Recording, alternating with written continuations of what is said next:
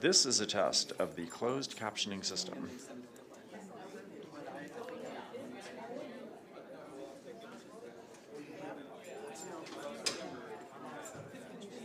This is a test of the closed captioning system.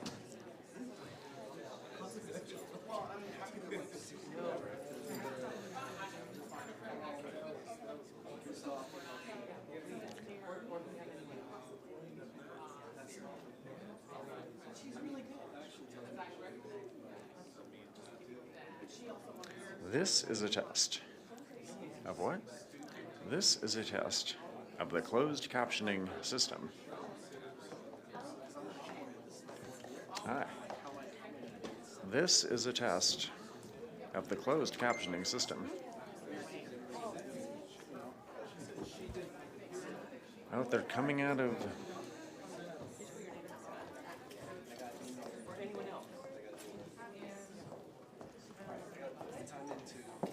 I'll do an FAS invite. Yeah, oh, that'd let everybody know. Yeah. So here's who you're voting. In response to your secretary. I'll just like solidify that.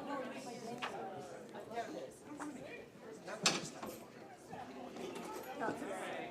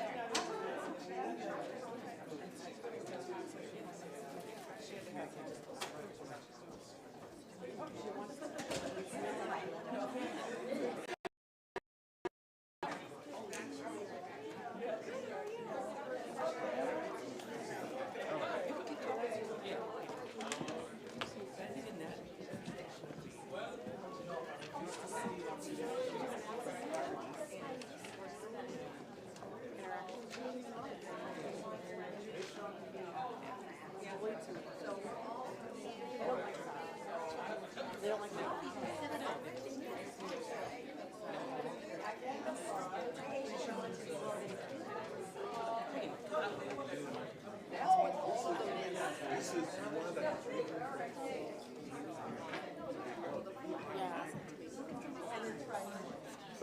I wanted to apologize to you.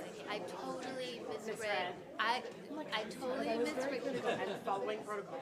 No, I totally misread it. And then when you wrote back and said that's not what I said, and I was like, oh shit, that's not what she said. I'm sorry. The only thing I was hoping for is that to get a heads up when it goes, because I am seeing her tomorrow afternoon. Now, I believe the union may have said something to them, not told them where they were going. Are you serious? Because I met with the union, we had our meeting for last week, and I think she does, just not like what she pants said. on and shoes. I only have one that's we're practically wearing the same. But I want to like, once this happens, I need to like go hi. So I know, I can tell you, I don't know off the top of my head which one of them is most senior, I can't remember. Whichever one of them is And the other one. gonna bump someone out of a job. And how are you? What is this guy doing here? They will get their letters tomorrow, but in the next couple of weeks. I know. Yes. So like, hugs. Here's another hug. You know, it's like you're popular with the ladies. All around. I don't know. All around. It must be nice when you walk into a room. So yeah, I just wanted to say that. You're welcome.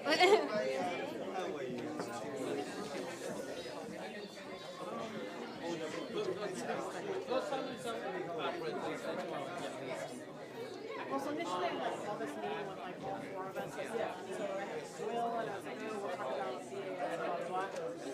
And high level stuff happening. I don't want to know. Right. Yeah. Yeah. I will say he's not a secretary anymore, and you think that's surreal. I will say there was one time when we were doing like the emoji thing last time when we sat down, and we were talking. I didn't really know you that well. And you said, so for instance, like let's say I just hate Jeff, and his sense of humor is terrible. I would say there was and I was like, do I really know her that well? And Can't you even do that? I was well, no, I was like, well, no, if you know me just a little bit, you know that it's totally fine to do it, right? But I was like, do we know each other really good? Yeah. So, but it was awesome. Now you know. Yeah. And you believe that. So, would I hypothetically be bumping somebody that was just looking for release time, or? Oh, okay. I can see that. So it's really important that you do this. Yeah.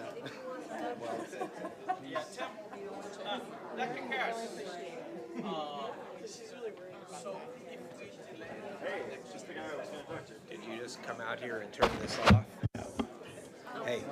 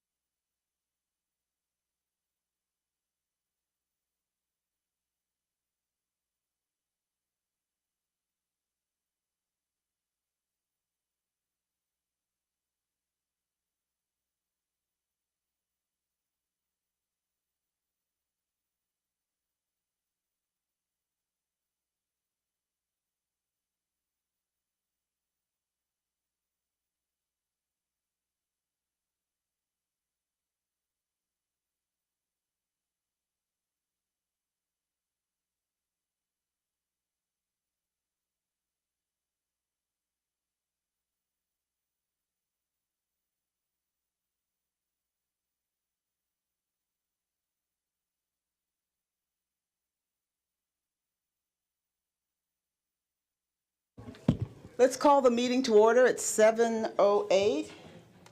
Do we have enough trustees? Trustee Withrow, can you lead us in the Pledge of Allegiance?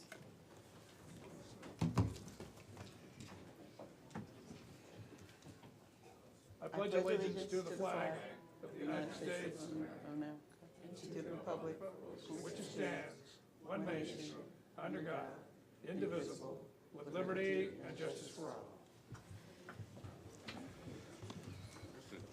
Madam President, you have a quorum.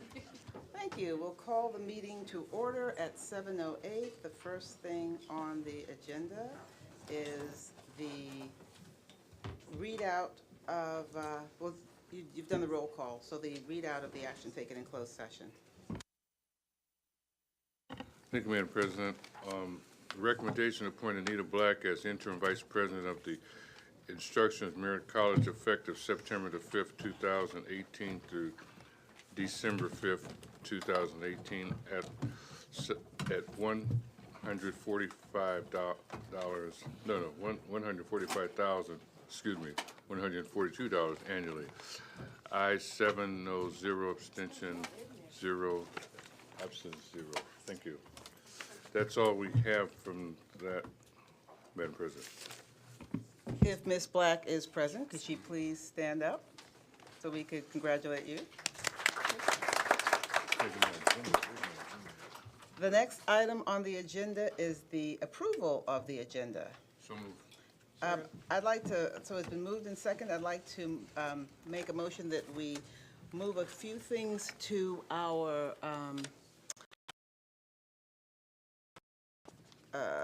have a few of these items that we did not see fully vetted at agenda planning come back at the next meeting, and that would be item number 9.2 and item number,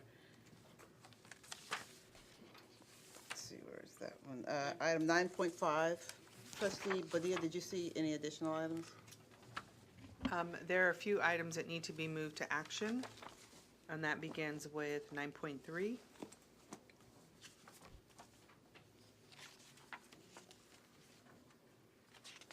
And 9.6, as well as 9.7, 9.8, 9.9,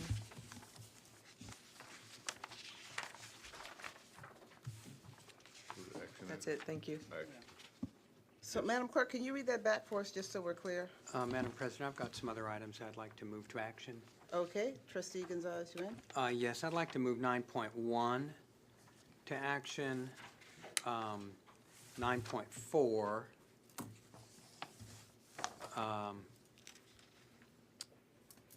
10.3, actually, is 10.3 already an action item?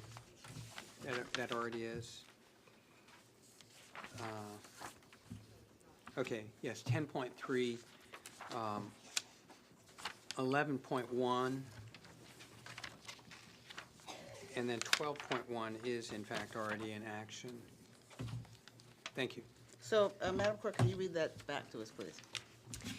For action, items 9.2, 9.1, 9.3, 9.4, 9.5, 9.6, 9.7, 9.8, 9.9, 10.3, and 11.1. So, Madam Clerk, my 9.2, my motion was for 9.2 and 9.5 to come back at a later meeting, so we would not be moving those to action.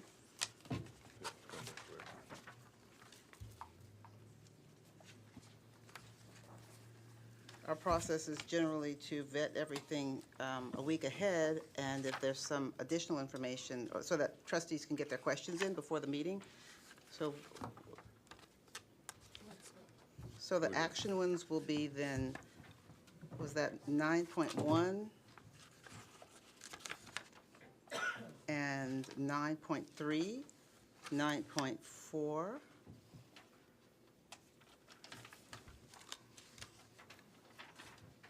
did we have, was 9.6 an action item? Okay. 6, 7, 8, and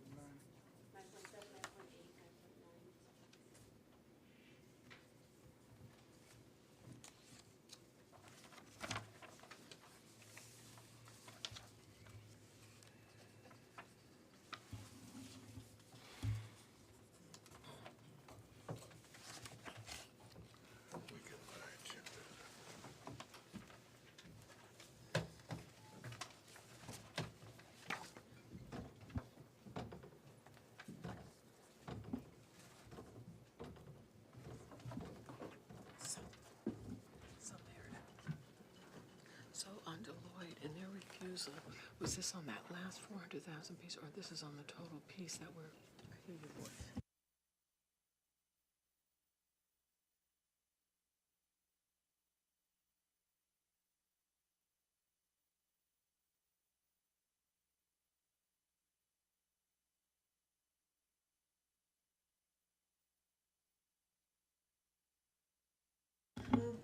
So we have on the board the items that are action, 9.1, 9.3. Let's see, I believe 9.4, we took, yeah, 9.1, 9.3, 9.5, 9.6, 9.7, 9.8, 9.9, 10.3, and 11.1. So do we have, I'd make a motion, oh, and 12, I think that's already action. Yes, already action, 12.1. 12.1 is action. All right, so I'd like to make a motion to approve the agenda with these items moved to action and the two items that we have for bringing back later. Second. It's been moved in second. All in favor? Any objections? Any abstentions? All right, motion carries. The next item on the agenda is the approval of the minutes. Do we have a motion to approve? It's been moved in second. All in favor? Any objections? Any abstentions? Motion carries. The next item is the Associated Student Government Reports.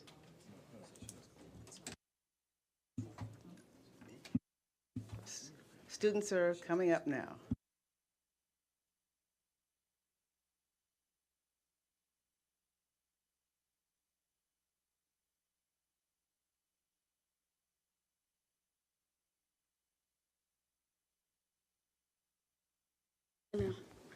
Thank you. Whew. Okay.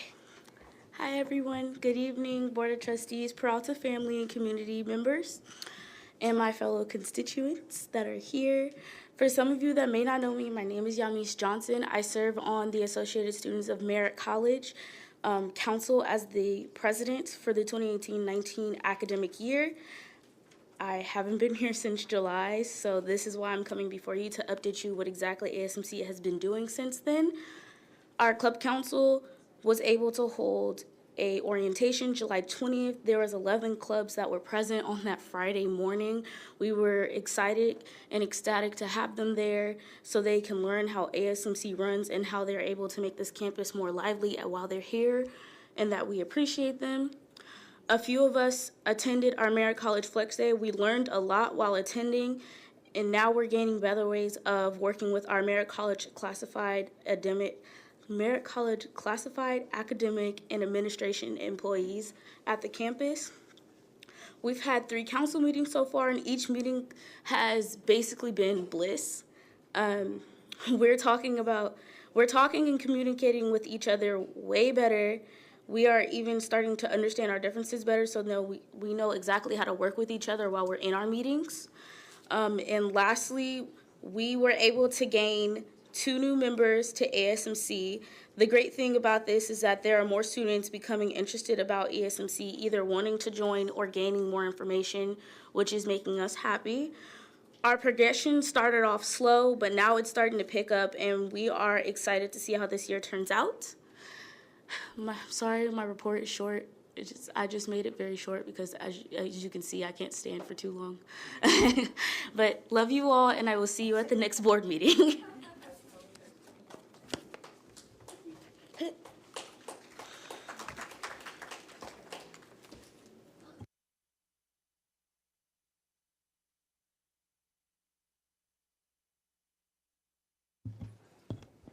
Do we have any other Associated Student Government reports? The next item on our agenda is the Peralta Classified Senate Report. Good evening. My name is Brandy Howard, here to present on behalf of the Peralta Classified Senate.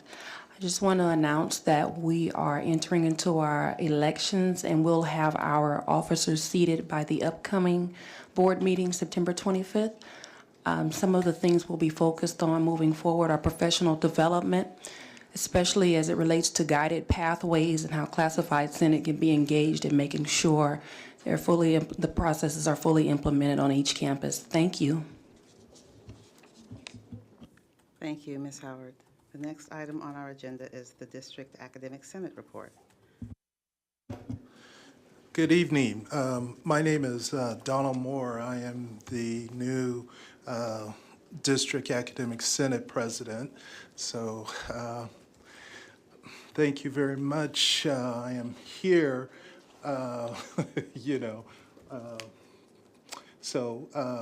let's see here. This is my first meeting, so just a couple of things that I'd like to address.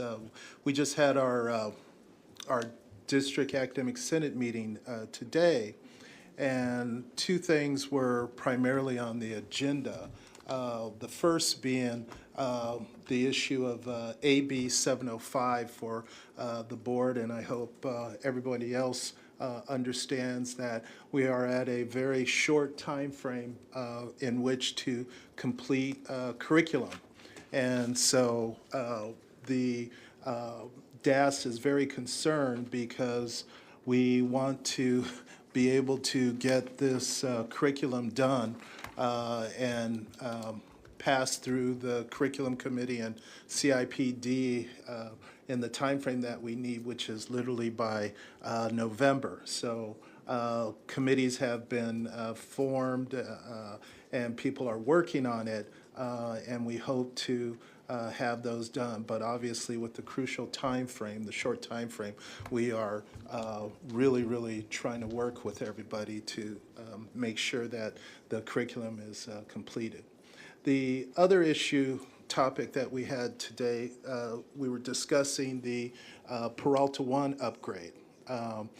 We are extremely concerned about the upgrade in terms of to make sure that our students, faculty, classified professional have a much better experience with PeopleSoft. And we know that it's on a hiatus right now, and that we know that we need to move forward when it's the appropriate time frame this academic year in order to get it implemented.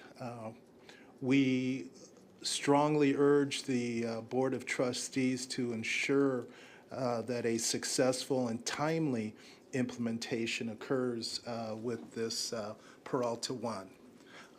So thank you very much. Thank you, Mr. Moore. The next item on the agenda is public comment.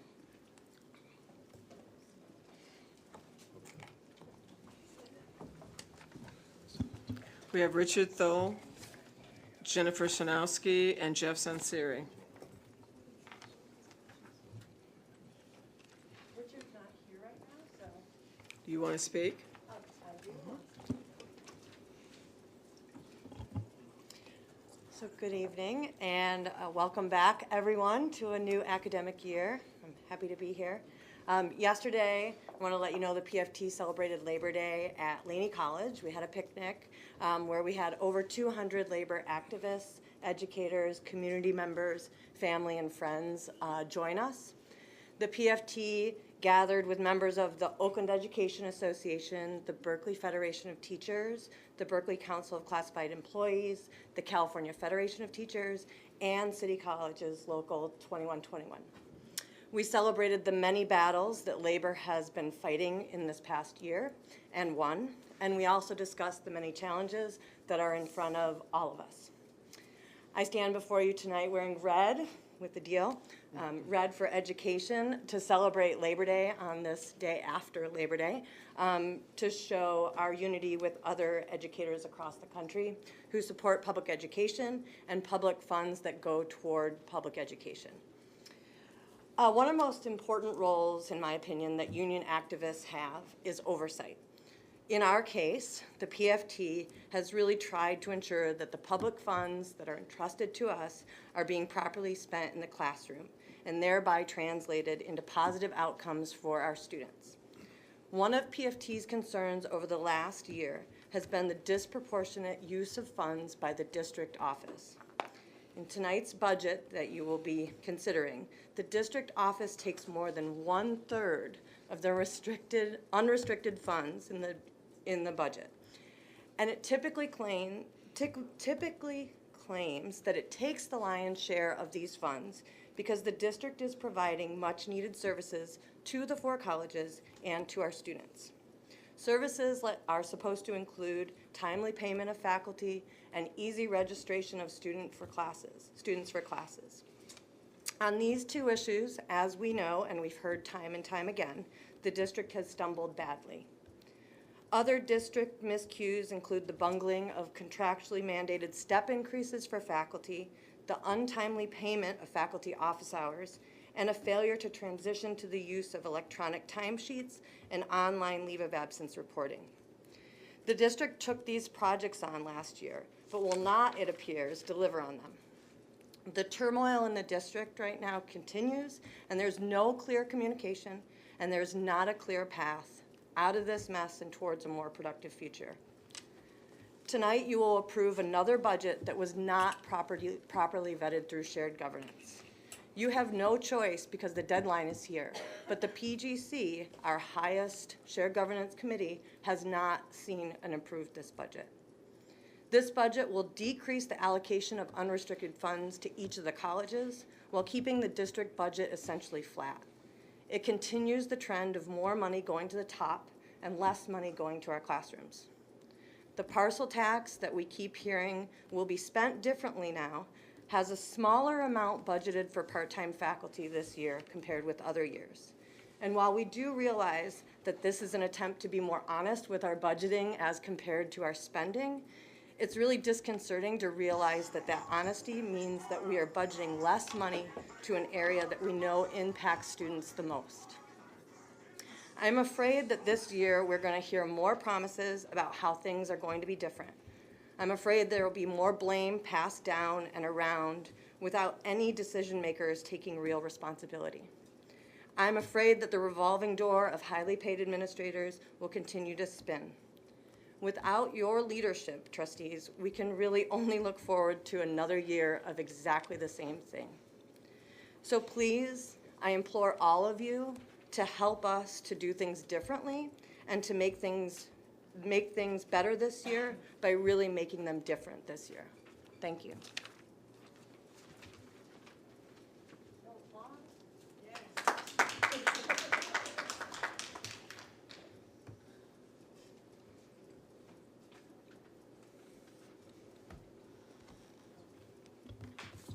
So I guess Richard is not here.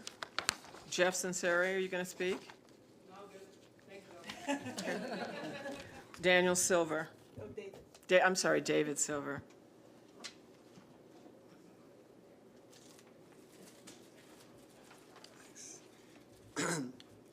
So I'm going to defer to you. Do you want me to share? Okay. So, I don't have the resolution in front of me, but I think you all do, right? Okay, great. Hello, everybody. My name is David Silver. I'm actually here in my personal capacity. And I'm here just to encourage you all to take the resolution to support the Measure AA Oakland Children's Initiative.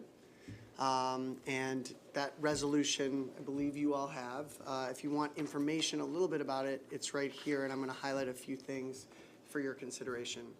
So right now, I think many of you know that there are right now the percentage of students that are ready for kindergarten in Oakland Public Schools right now is in general 45%. But the percentage of students that are African American boys that are ready for kindergarten is 26%. Latino students is 29%, and white students is 82%. So there's a massive gap between many of our students by demographics. And if you combine this with the fact that 90% of brain development is actually in the first 5 years of life, there is no way that our students truly have an equitable way to actually succeed if we are not preparing them for kindergarten.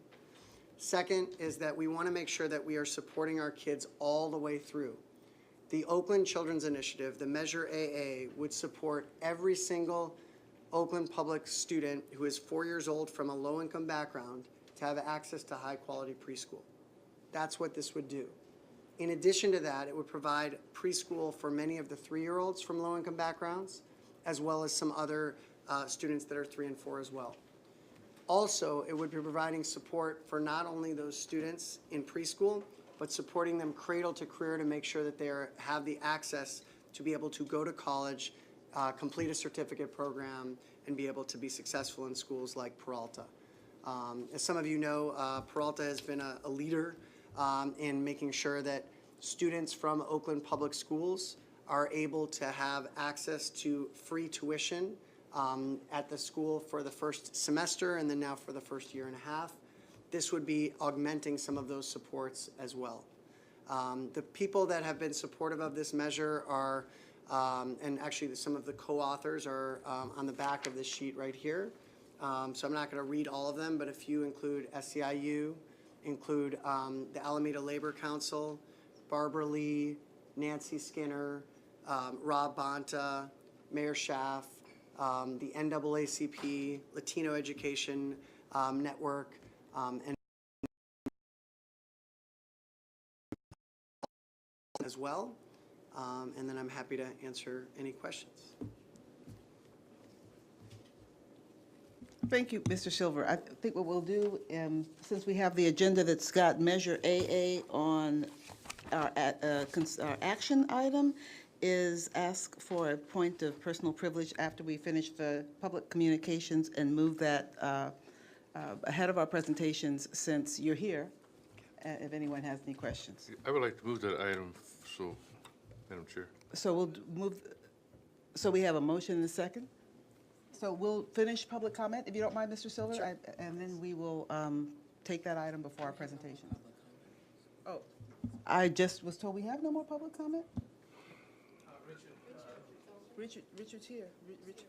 We're calling your name. He's back? He's here. Oh, well, there you are. Come on up. Thank you. My name is Richard Thole. I guess welcome to the first board session for this upcoming academic year. I just want to say SEIU, as the president, we are excited and honored to be coming upon our contract negotiations this year. And so just want you to know that we are excited about that and we're looking forward to our negotiations. And we'll keep you abreast on how things go as we approach that. Just going to go through here quickly since I just came in here from another meeting. I'm really asking for, I guess, any faculty, any staff, any classified staff, any students, any member of the public that is watching to kind of, I want you to pay attention at what's going on with Peralta Community College District. There are a few issues that I think we can get some assistance and some kind of publicity on. And of course, these are concerns of mine that have been going on with Peralta for quite some time. Just did a count a couple of weeks ago with one of our campuses and noticed that our hourly list of employees is larger than our permanent staff of employees at one of our campuses, which is a big problem. Our contract specifies that work that can be done by permanent staff should be done by permanent staff, not contracted out, or nor should we have short-term employees kind of being contracted and renewed over and over and over. We have quite a number of hourlies who have been here with the district and constantly renewed, 5, 10, we even have one 18 years as an hourly employee and have never been converted to permanent status for I don't know what reason. Another issue I just want to bring up is I guess the ICCs, the independent contractors, many of which what I've been noticing is will be brought to the board for approval at a higher rate above $25,000, and if that's not approved by the board, these individuals are brought in under the $25,000 cap, and that way it doesn't have to be coming in front of the board for approval. I would like you guys to kind of, somebody to start kind of have a process for tracking this, so it is public information, and we don't have to dig through the, the board agendas, the minutes, or other, filling out RFIs to get that information. I think that's that should be readily available. If I haven't found it yet, please someone help me and help direct me to get that information. I just want to be able to track whatever work that is being contracted out, or whatever hourlies are being brought on board to do that work. I believe that the permanent staff that we already have can do a bulk of that work.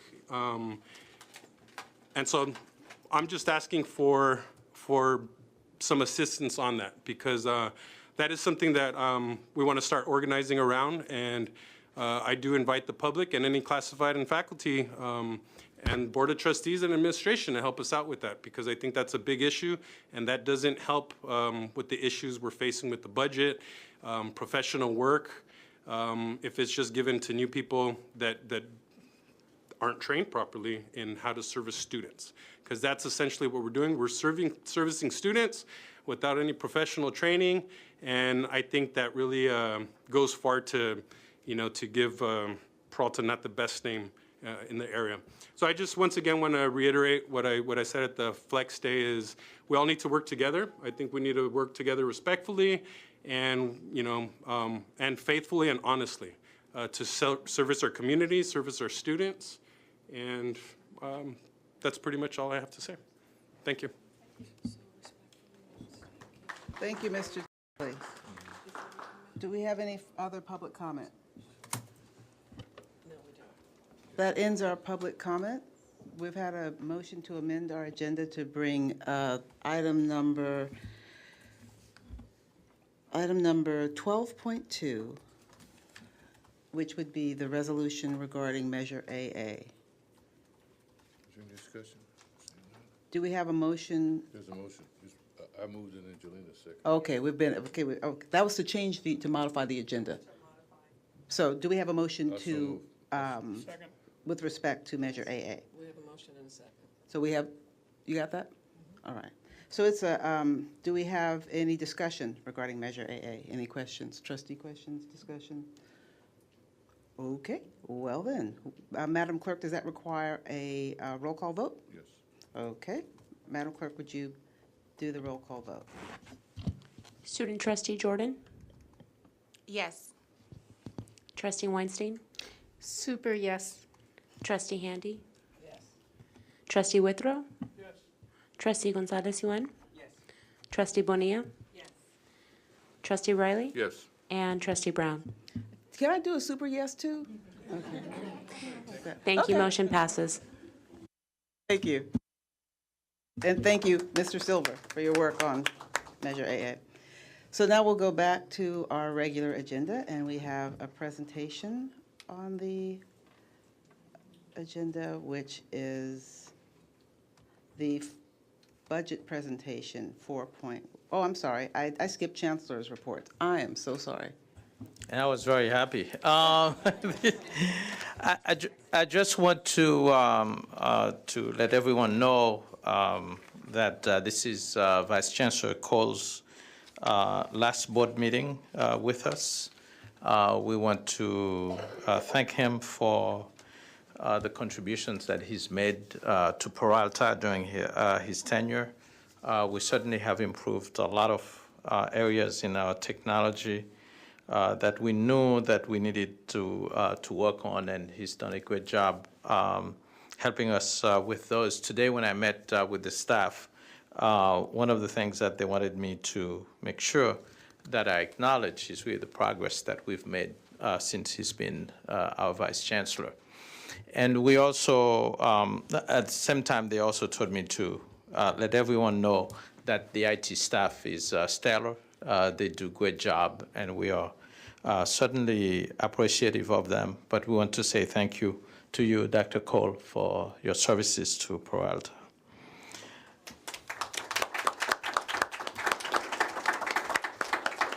This is Vice Chancellor Sifer's first board meeting, I believe, as our Vice Chancellor for Student Affairs. So we're very happy to have him on board. He was previously the vice president at Berkeley City College. I think I still share him with BCC 1 day a week. And I think that's going to end soon. Very soon. So we are very happy to have someone who was internal to us, who gets to continue to serve the district from the district perspective, who also brings that college campus experience with him. That helps us tremendously, and also is very good for our stability as a district. Want to invite everyone to the 2019-2020 first board budget workshop. It's taking place on September 18th at 4 p.m. In this room. September 18th, 4 p.m. Budget workshop for the board, but also for anyone who's interested. And that's where we're going to start dealing with the 2019-2020 budget. One of the importance of this particular year is that this is going to be the new funding formula has kicked in, and we need to make sure that we are on top of everything. So we're going to start with the budget process very early. Mr. Richard Thorley mentioned the ICC. I think that I am one of those who, there was an item that came to the board that was not approved for somebody to help us with our accreditation with all 4 colleges and the district office. I did, after conversation with several constituents, I did reduce that to a level that didn't require the board's approval.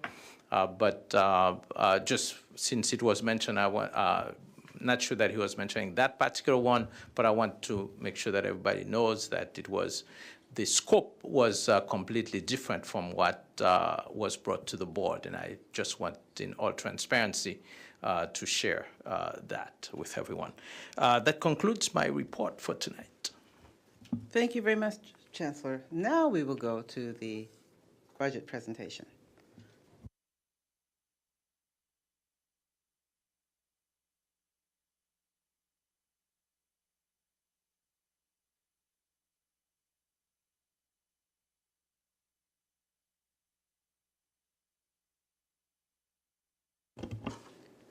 Good evening, board members, Chancellor, administration, and our constituents. We'll be reviewing the Peralta Community College District adopted budget for year-end June 30, 2019. Interim Director Budget Adil will be presenting with me. And before I get started with the budget, I just want to repeat, I have done this several times. The budget is not a problem. It shows the symptoms of our problem. It's a snapshot of the organization, and it's for accountability to the organization to make decisions based on what is presented in the budget, but it's not a problem. It's a symptom of the problem. And I like to say also, this is the adopted budget that's being brought before the board. The budget is allocated, and we are going to be making some budget amendments to the budget in December, March, and May. So we're going to keep the board, be very transparent, and show variance analysis of the budget, because the budget, we allocate the budget, but it changes based on expenditures changes, revenue allocation change, different things impact the budget. So what I'm going to start off,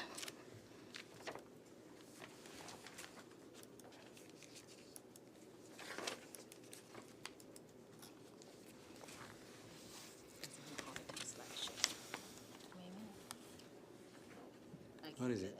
okay, it's not. It's the proposed budget that they adopted. Got it, yeah. Okay, the general assumption that is built in this major budget are these following assumptions. The general fund unrestricted beginning fund balance is projected at $15.8 million, represent a reserve level of 10.90%. In this FY 2018-19 adopted budget reflect a balanced budget as a result of freezing of $4.5 million of vacant positions. The final adopted budget would have a reserve ending balance of no less than 5%. The districts and colleges use planning documents, and planning process as a basis of development of their expenditure budget. The budget was allocated to based on the BAM task force. The district does not intend to issue a trans note in FY 2018-19, and all state appropriation deferrals have been eliminated in this budget. The following revenue assumptions as far as our budget is enrollment. As you know, we presented a tentative budget which projected 390 less enrollment full-time FTS. This budget has increased. Our total fund base is $18,623 for credit FTS and $100 for non-credit FTS. In the past, the district had zero non-credit FTS, and we have grown up to 100. We did not get any enrollment growth budget. I gotta get to the side, this microphone. For Peralta Community College in the 2018-19 budget. The statutory cost of living, we were allocated to 2.7% of $161.2 million for the statewide, and Peralta portion was only $413,000. Our the state has implemented a new funding formula. The supplemental allocation for our student equity was $22.2 million. The student success allocation was $11.6. The unrestricted lottery allocated to Peralta was $2.8 million. And for scheduled maintenance, instructional equipment allocation for Peralta was $464,000 with no match required. Our property tax, as you know, is estimated at $8 million. And SSP, student equity and adult education strong work for funding is at this current funding level of 2016-17. The expenditure built in this budget, and I really want everyone to pay close attention to this, because this is what's subject to grow each fiscal year. Our step in college salary increase is $1.4 million. Our PERS went up from 15.53 to a 17.10%, estimated at $245,000. Our STIRS went up from 14.43% to 16.28%, estimated increase of $476,000. Our maintenance district contribution to DSPS programs is approximately $1.2 million. That is flat. We always allocate that amount. And our OPEB, we allocate $4.3 million that's coming out the general fund. We're continue to look at the OPEB funding. I did a presentation on our allocation, and we'll be working with the retirement board to bring back what the decisions at that time on our OPEB. We contribute to our irrevocable trust $250,000. We contribute $400,000 to self-insurance fund, and also, medical premiums is $15.3 million, an increase of $338,000, and our utilities increased by 5%, which is $555,000. A deal will be going on at FTS. Good night, trustee and president and the public. So we went through this so many times, so I'm just gonna go, a little bit to give you some details about the full-time equivalent student. As you can see, for 14-15 and 15-16, we hit the base, meaning, so we hit the target. Only in 16-17 we fell short, and we've been funded at 19,528, but we still ended in 17-18 at 18,723. I don't know if you guys remember, but in the tentative budget, we said we were in a shortfall of 1,185 FTS. But now we are only at 805 because our summer enrollment went up by 380. So now our shortfall is only $4 million, which is better than the $6 million we had on the tentative budget. I'd just like to correct that statement. It was financed. We budget conservatively as far as the count over the summer, and the count came in on target. So we just was very conservative for projecting the summer. So then for 18-19, we've been hold harmless. What that mean? It means that we've been funded 17-18. So we built our proposed budget that will be adopted when you guys approve this budget for the time being. It's a proposed budget for the boards. I just want everyone also to know, we're in our second year of restoration. We have one more year of restoration, and after that, we will have to take the actual drop wherever we fall out. So right now, we're being funded at 18,723, and we were funded last year at this, the same amount because we took the 4 million cut because we didn't make the 19.5. We're building this budget at 18,723. That's our second year. And the next year, in 1920 budget, it will be the last time we can actually be in restoration. Then in 2021, we will actually get funded wherever we land.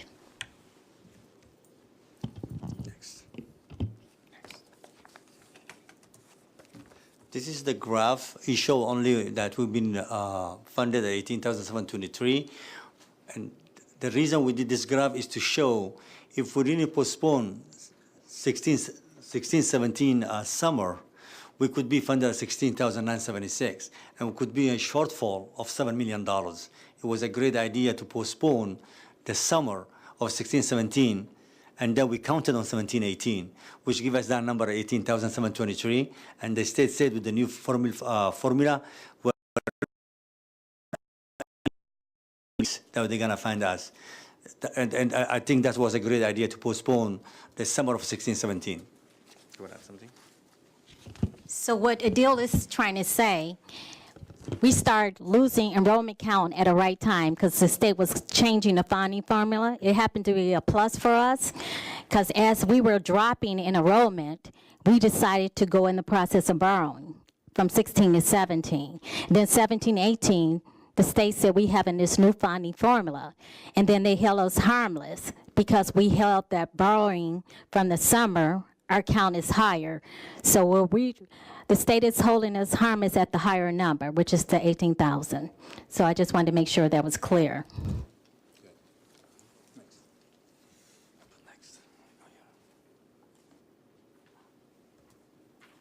And this is the new formula.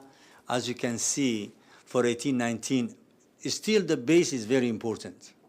Enrollment is still very important because in 18-19, it's 70% of our base allocations, and the 30% is coming from the supplemental and student success. So the counting, how many students are getting vote waivers, how many students are applying for financial aid, and that is the 30% it's coming from.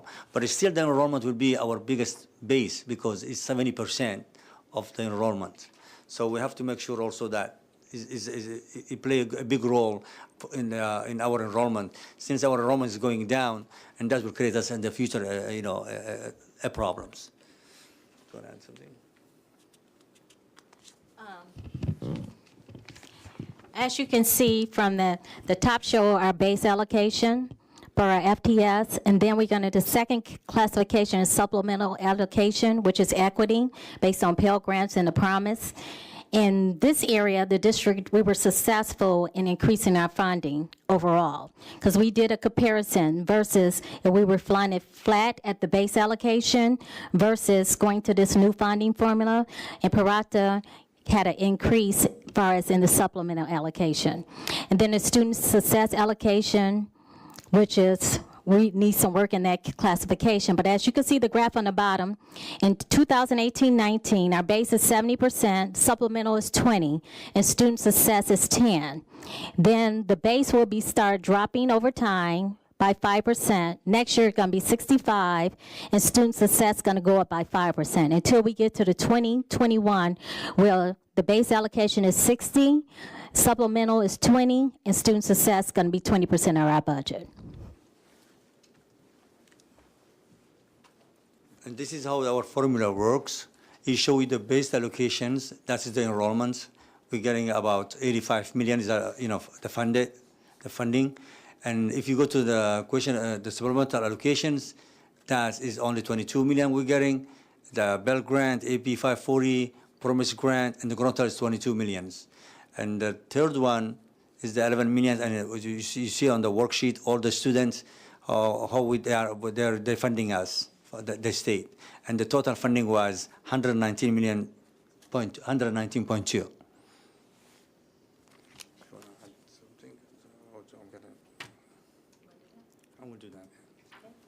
Okay, this is the tentative budget versus, sorry, I will say proposed budget. We have a reduction of 4.5 million in vacancy, and we had an additional allocations of 112,000 to HR for one Peralta project. We had to also allocate 200,000 to Board of Trustee for election costs. We had also to do additional allocations of 120,000 for the colleges for the faculty professional development.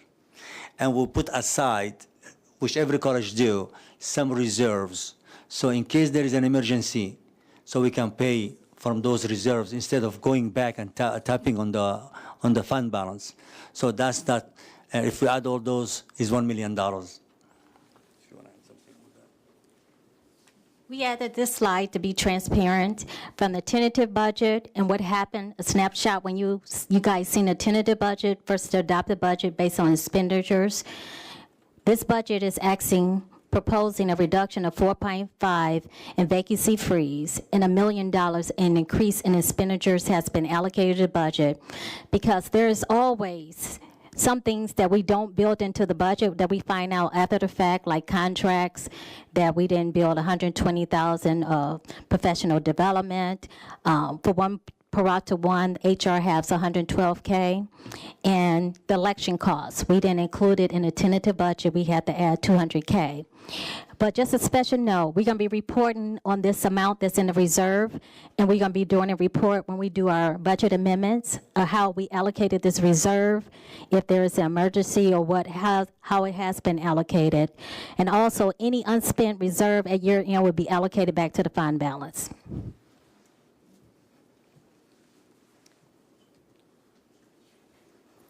This is the proposed vacancy freeze. Oh, let's go back.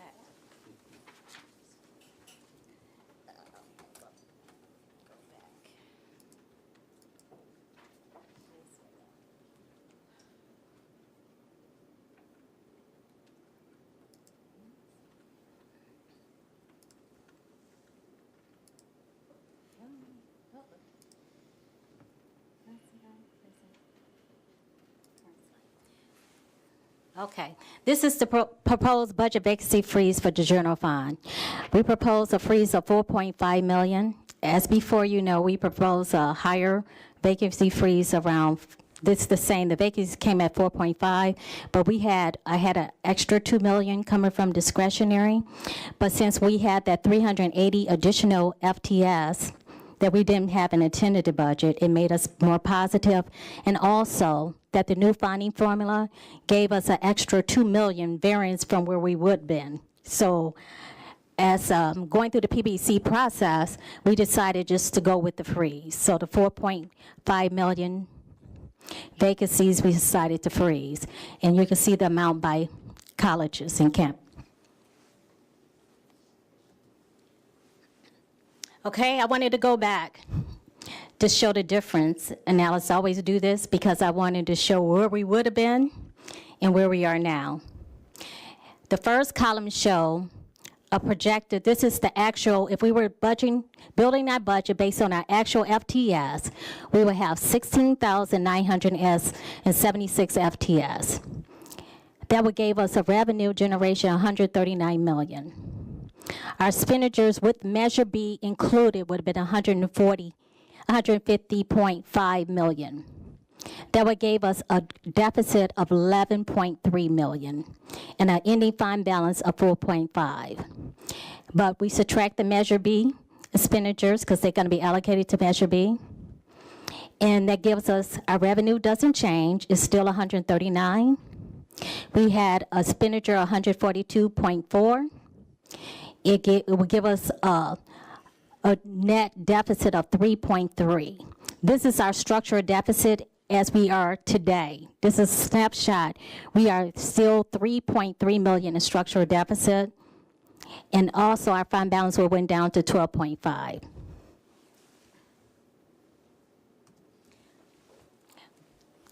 So good for us. We've been held harmless at the higher rate. This was what the deal was talking about at the 18,723. That increased our revenue to 145.9 million. And we'll just bypass, if we subtract the Measure B expenditures, we'll be at 142.4. With the reduction, freezing of the vacancies, it gives us a positive surplus of 3.5 million and increase our ending fund balance for 19.3 million. Overall, we're at 13%. I just wanted to get clear here because everyone say, well, we're increasing our fund balance. But we have to start making decisions because going forward, the funding is going to be flat based on the 18,723. And my expenditure is going to go up way past the 4 million surplus I carried this year if we don't do anything. If we don't increase student count, our revenue will not increase because the state said if our count come higher than 18,723, we could take a higher of that count. Looking now, our count is not going to see 18,723. So we're going to be funded at a flat rate for next fiscal year. So that's what I'm forecasting in 1920. But my expenditures going to go up at least by 4 million. I'm going to be back in deficit, small amount, but it's significant because planning needs to occur to address overall. If we do nothing, we'll be over 10 million in deficit after there because we'll be taking a fall. That hit, that drop from 17,500 is very significant, and we need to start planning now and decide how we're going to be. So, these are my recommended next step. So the district, first, we're going to set up a plan to find what a healthy fund balance. The fund balance should support the mission and vision of the district. It should be able to support unforeseen expenditures in the area of operational and capital expenditure. It must support the cash flow of the district. Other things, short and long-term strategic planning must be put in place. The reason for this, we need to look at the impact of the new funding formula on the district. The district needs to decide if it's going to reorganize, restructure, centralize, or decentralize. When the time of crisis, most of the time, districts decide to centralize service to ensure that we are monitoring expenditures. Enrollment projections, are we growing, declining, or stabilizing? We need to make a decision, are we going to grow our way out of this deficit? Are we going to stabilize and make the necessary cuts we need overall, or we are going to keep on declining our enrollment? Also, we need to look at possible additional revenue stream. I'm doing some things on my own also, so I could bring forth for the board. And then possible budget realignment and reductions. We are trying to use the restricted funding more wisely.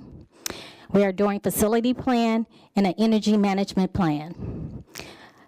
And last but not least, I think we should have continual fostering of collaboration, participatory environment with all our constituents. Thank you. Any questions?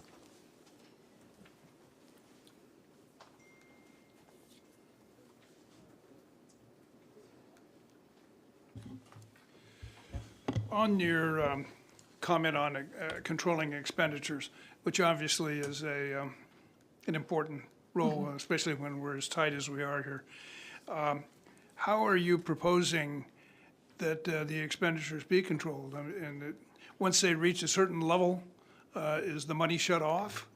Or do they have to go through an approval process to make some sort of a deviation? No, what I was talking about, controlled expenditures, if we got to decide if our structure going to give decentralized or centralized. In a centralized, the structure is more centralized around the operational piece. Right. In a decentralized, you allocate more resources out, further from the organization. And that's like to the college, we got to decide, because some services might need to be centralized and some services might need to be decentralized. That's what I was talking about in that purpose, as far as control purpose. What happens if the projected expenditures substantially exceed what is put into the budget. How do you accommodate that? Well, that's where system controls come into place. Process and procedures must be in place, and that's why we're trying to implement processes and ensure that the environment follow those processes to ensure that we don't go over budget. Okay, Mhm. thank you.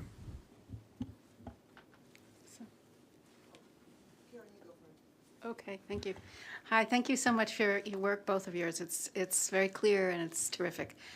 Well, it's good to hear, anyway. Well, maybe not so good to hear, but it is done. It is done well. I know. So when you look at the page on tentative budget versus adopted budget, and it has expenditure changes. Okay, so I see it says reduction in 4.5 million in vacancy freeze. I read that. And then I see the increased allocation for these other expenses. So what is the additional allocation of 200,000 to Board of Trustee for election costs? Because any time our board members are going up for election, we have to allocate those resources, and not all of it gets spent to the county to pay for the election costs. The district is the responsibility of the district. What is it that you're paying for? We get all kinds of fees from the county when you go out for election. I have to give you the detailed list. We get Could different. you do that later? Yeah. Yeah, because I'm not. But it might not, it depends. We have 3 board members going up for elections, so we have to ensure we allocated enough to cover those elections. Okay. But I'll give you. Okay. And the second thing is, so maybe I'm missing it someplace, but it looks like the main reduction, except for the other things that you wrote, the big reduction is in the 4.5 million in vacancy freeze. Correct. Was there any other way so that, could you have put some other reductions so that it isn't solely there? The vacancies, that went through the shared governance process. Remember, we had suggested 7.2 at first. We presented an tentative budget, but it wasn't for approval. But it was taking 10% from discretionary, also from the colleges and the district office. But through PBC, going through the shared governance process over the summer, we decided just to freeze the vacancy positions. So that was like a joint governance decision? Okay. Thank you. I had a question regarding the, can you explain to me what process this budget went through in terms of shared governance? And then also with regard to the student support services that we have, there had been at each college and then they were moved, they were centralized. What part of the district budget are the student services? We have Puente, we have Umoja, we have Anapisi, there are several programs that we have, and I want to know if those are the ones that are in the district office budget. No, that's in a restricted. We're not reporting on the restricted fund in this. Yeah, those all are in restricted funds, and they're at the colleges. Okay, so then what I'd like to know is what are the district office service centers? I see the risk management and the employee relations in those. Are there any student services that are in the central service budget? Just the student service department and the academic affairs that service most of their budget. Oh.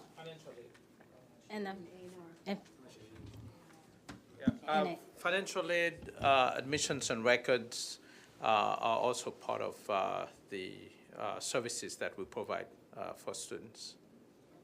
Then my other question was, what was the process for this particular budget? Yeah, what process did you go through with PBC? Well, we project the budget based on the revenue and expenditures, and then when I did a detailed analysis of our revenue, how we're decreasing in revenues, we presented that we need to make cuts. The cuts were presented before PBC and out to the colleges for they can make the decision what to cut that do not impact classroom. First, I asked for a freeze in vacancies so we can make a decisions on what positions we need to freeze before.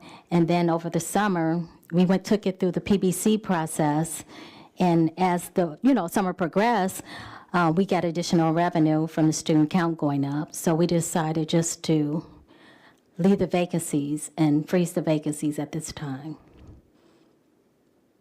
Thank you, and thank you for your report, both of you. And also, we had a more detailed report that we did at the workshop, and I hope, to have that posted on the website for if anyone have more questions.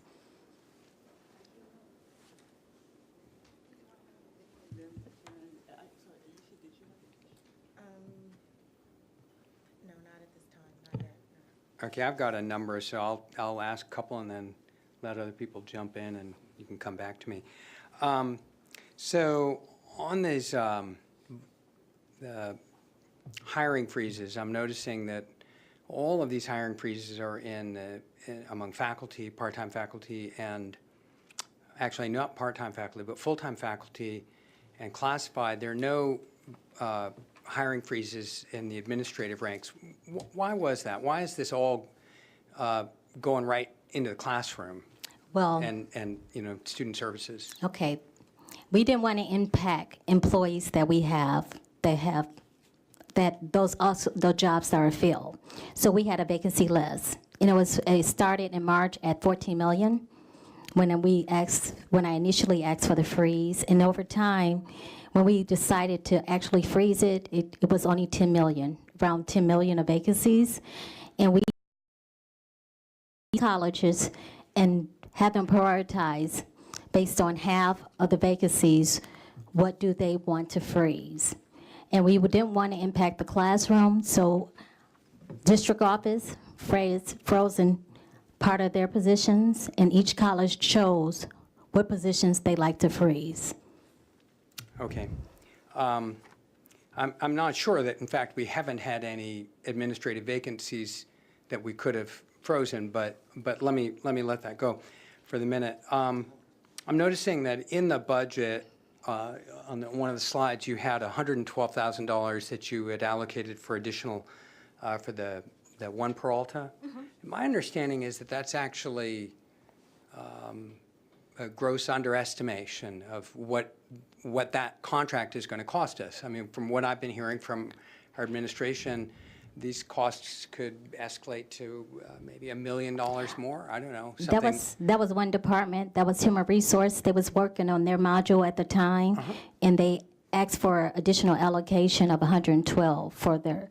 Well, so when we look at the implementation of this project that I think everybody thinks pretty much agrees needs to be done, and we know that we've under budgeted it, what are we going to do with this budget when we land with another $1 million of expenses? Is that in this budget somewhere? No. Okay. And I had a clarification about parcel tax spending. I've got some others, but I'll come back. On the parcel tax spending, I'm looking, and this is, I think, on page 24 of the budget book. Yeah, and I'm just trying to understand the allocation here. We've got other faculty, part-time academic, classified, and then fringe, books and supplies, services, et cetera.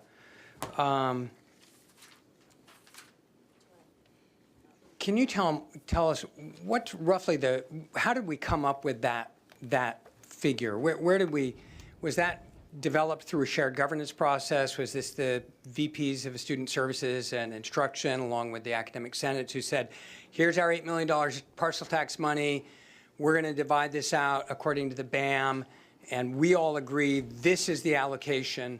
Or what was that process? And then roughly what percentage now of these parcel tax funds will go to classroom instruction?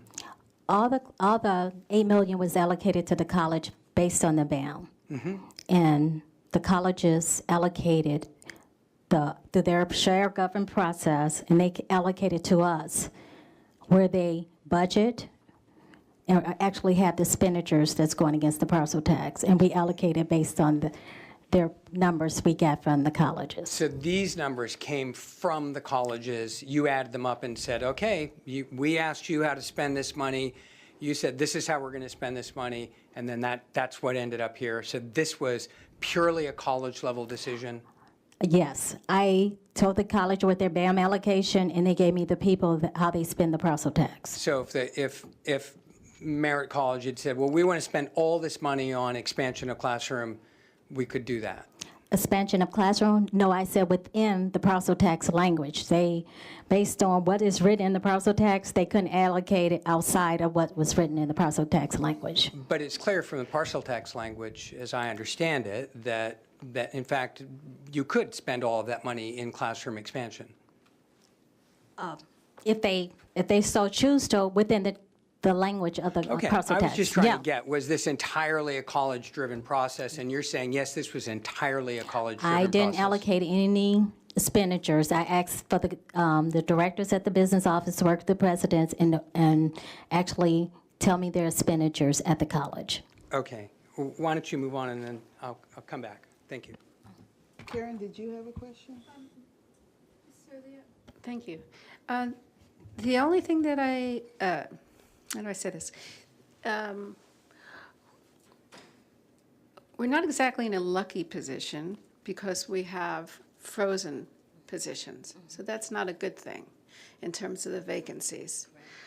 But we are getting money to be hold harmless for a while until we get ourselves together. Is that quite right? That's correct. Okay. And then, no. What? It's not until we get ourselves together. It's for a certain number of years. Yeah. There is, with the new funding Model. they give us, they give the whole state a 3-year hold harmless 3 years. status. After that, it may not continue. So just want to make sure that it's not a forever, we can, do whatever we want to, it'll never change. 3 years. We have a 3-year, and I think we've heard from Vice Chancellor Johnson that it's going to end. So we do have work to do. Okay. And do we have any sense of why there was no enrollment growth in the last year, I guess? I can't speak to that. I don't know, Vice Chancellor Brown, if you want to chime in, but the whole state, actually the whole nation, is going through enrollment decline. It's almost everywhere that you have that. As I've mentioned before, the enrollment is counter-cyclical to the economy. When the economy is good, people go to work, and that's when the government has money to give us. And we can't take it because everybody's at work. They're not coming to school. When the economy goes bad, they want to come back to school. The government doesn't have money to give us, and therefore, we're always in that counter-cyclical thing. That's perhaps something someday we may want to talk to our friends about, in that maybe they do need to give us credit for the times when we have more students than they can pay us for. But that's a different conversation, I think. And I believe there's also some nuances as well.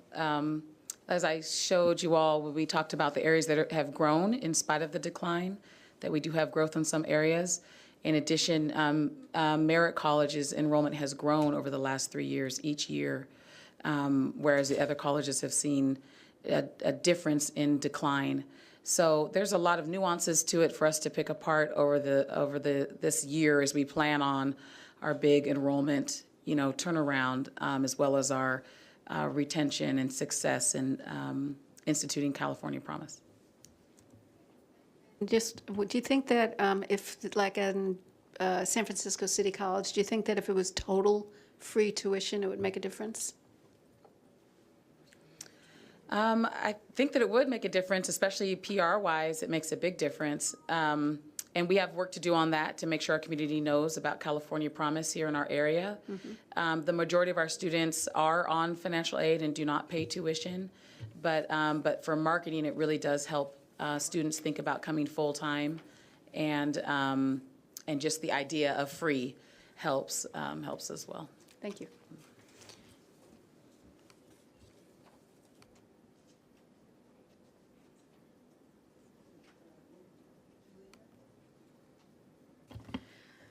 So I definitely appreciate the overview, and I must say that this is more about a process going forward than it is about the process that's captured here. I do know that having shared governance over the summer, and we articulated this back in July, at least I did, that it was too little too late for a shared governance process to begin in a very healthy way when the majority of our faculty are gone.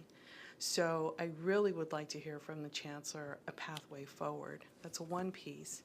The other piece is I'm not really sure that we have data that supports, if enrollment were free, that we would increase student enrollment. Because student enrollment is not just, it's not one-dimensional. It's not about fees for enrollment into the community college. There is significant housing issues, there's food security issues, there's insurance, just healthcare insurance. There's everything else that makes a student whole in order for them to be able to be privileged enough to even come to a classroom and sit in this environment while they're forfeiting an income to be educated. And that's important, but it's also still seen as an institutional privilege.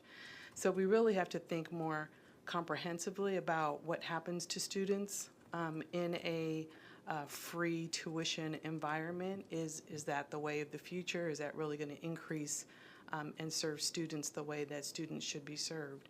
Or should we be looking at other pieces internally about how we do business as usual and undo that? So those are just 2 points. One, transparency, starting early, ensuring that we have full faculty and stakeholder participation. And then 2, just thinking a little bit more deeply about what does make this a healthy environment for students. Let me have Vice Chancellor Brown share with you, with the California Promise, some of the flexibilities that we have to support students, because I think some of it can go directly to what you're talking about. So, Vice Chancellor Brown. Yeah, I believe that some of what you're talking about is being addressed with California Promise, because it is not just to cover tuition for students that are first-time, full-time students, but it also can be utilized for best practices in retaining students, especially summer bridge programs, first-year experience programs, learning communities, which we know and have plenty of data on, work for students. It can help cover books, which we're looking at book vouchers, transportation, other things as well. So the free tuition, kind of like what I was saying, it's kind of a marketing piece, but there seems to be from the legislation a more comprehensive understanding of what our students are experiencing. And we can address some of those needs with the California Promise funding, so which is, I think, what our plans really are about. In terms of the participation of shared governance, I think earlier speakers said don't want to hear any more broken promises, or whatever the term was. And I know that over the years I have promised that we will do better, and we end up not doing as well as we should have and could have. In the shared governance process, it said shared. It's not just the chancellor only, it's everybody coming together, the committees, the attendance at the committees, the commitment to really participate in the process. If we have a budget process whereby our PBC, Planning and Budgeting Committee, meets only once a month for 2 hours, there's no way that you can do budget that way. I think that what I am looking for, but I can't legislate it, is for a committee like PBC to meet almost weekly, to really dive deep into the budget as early as possible. Now, I've taken the first step. I'm inviting for the board for us to do a budget workshop as early as September 18th to start working on the budget for 2019-2020. I think that I need to have my faculty leaders with me so that the same thing can be happening between the finance department and the PBC, so that that process can be ongoing. Again, it cannot be once a month that they meet to work on the budget. It has to be ongoing. It has to be a whole lot more frequent. And I'm very much open. As a matter of fact, Dr. Moore and I have already had some conversations about that for the process to be more open. But we do need the presence. We need the participation. We need the engagement. I can provide the encouragement. I can provide the model. But we also need to make sure that we have the faculty, the staff, and the students who are also willing to participate in that process on an ongoing basis and not on a monthly basis. Thank you. I'm encouraged to hear that, and I just kind of want to put out that if we're going to do that, we then, of course, need to fund and train. You can't expect people to be taking full-time loads as students or being full-time faculty members in a classroom, and then, in addition, taking on this ongoing, pretty significant administrative responsibility. And so I'm excited to hear this, and I hope we can actually move to a model of stronger shared governance in that way. Also, I want to just, Vice Chancellor and Budget Director, I want to thank you for the, you've been in this district for less than half a year or something like that, and you're taking on a lot of challenges. And so if you're getting hard questions, it's nothing personal. It's just, it's a frustration with the process. And but I think people really understand you're approaching this with good faith. I want to come back to the question of the new funding formula, which is pretty significant. It's such a dramatic change in the way that we've been doing budgeting and enrollment management and such. And if we're going to be successful in that, it strikes me that, again, we're going to need to fund it. And I'm wondering to what extent this budget is reflective of the resources that will be essential to meet these pretty significant goals that are completely different in some respects from just, seats in the chair. How does this budget actually then reflect that? And if it does, how did we engage the working people within the district who kind of know best how to meet those goals? And I'll, Vice Chancellor Johnson may want to say something about it. Remember that it was probably only June that we know that this new budget formula was approved. Actually, many of us were hoping that it wouldn't be. So there has not really been that time. Actually, when I heard the data they used to fund us, which was a couple of years back, that they actually used to provide the funding, I thought it was rather interesting. I'll leave my comments to the side. So in terms of engaging people for this particular budget to look at the funding formula, we have not done that. That's the reason why I've stated that we need to start this work very early, because there's a lot of work to be done, a lot of things to be done here.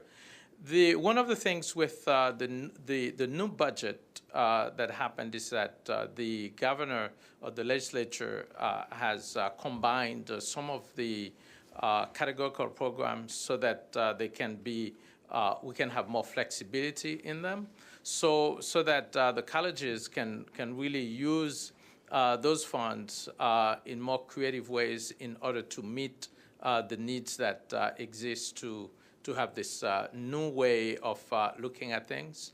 But it is indeed an ongoing issue.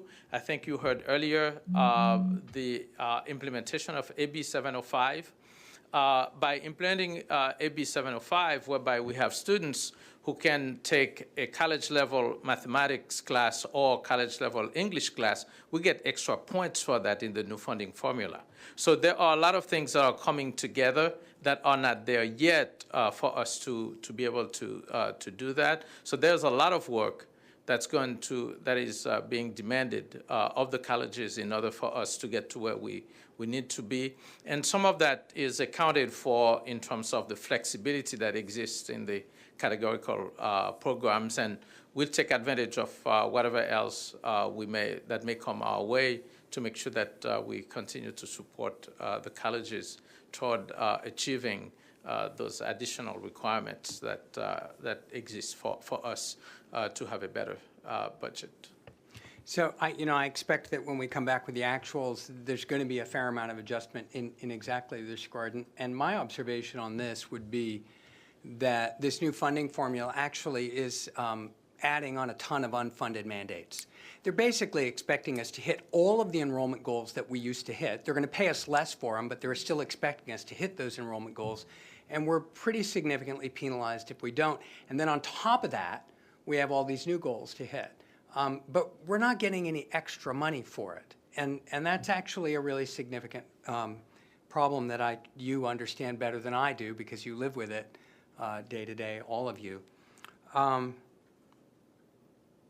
want to look at there was one thing on the Board of Trustees budget, and it struck me as an anomaly that for the last 2 years, the Board of Trustees budget has been budgeted at about $45,000, and yet we've spent kind of double that each year, 80-something thousand. And yet again, this year, we're funding ourselves at $42,000, even less, but we've never even come close to that. We've basically blown through that budget and then way more. Why are we doing that? Why aren't we having a little more honesty in our budgeting process for the board in this regard? I'm new, but I'm definitely going to be transparent. I'd like to go back and ask a couple questions that you answer. First, as I stated before, the budget is a symptom. The problem is we need to look at the funding formula and see how we can optimize that. So the funding formula is set up. The budget is built on a tool, and now it's the new student success funding formula. So us restudying the budget over and over is not going to change where we're spending money is. The thing is, over 80% of our budget is people. So when we get to deciding where the money is, this discretionary is a very small percentage of our overall budget. And part of that is already allocated to our debt and our health care benefits and costs that are continue to increase, our pension. So when I look at this budget, we can study it and study it. That's not where we should be focused our attention. We need to be focused on our attention on exactly what the funding formula said, is focusing on student success and how it's allocated and see where Parata can improve in those areas. And I can lay the budget out in all different forms, but it's not going to change until we change our spending pattern. That's the only thing you could impact the budget.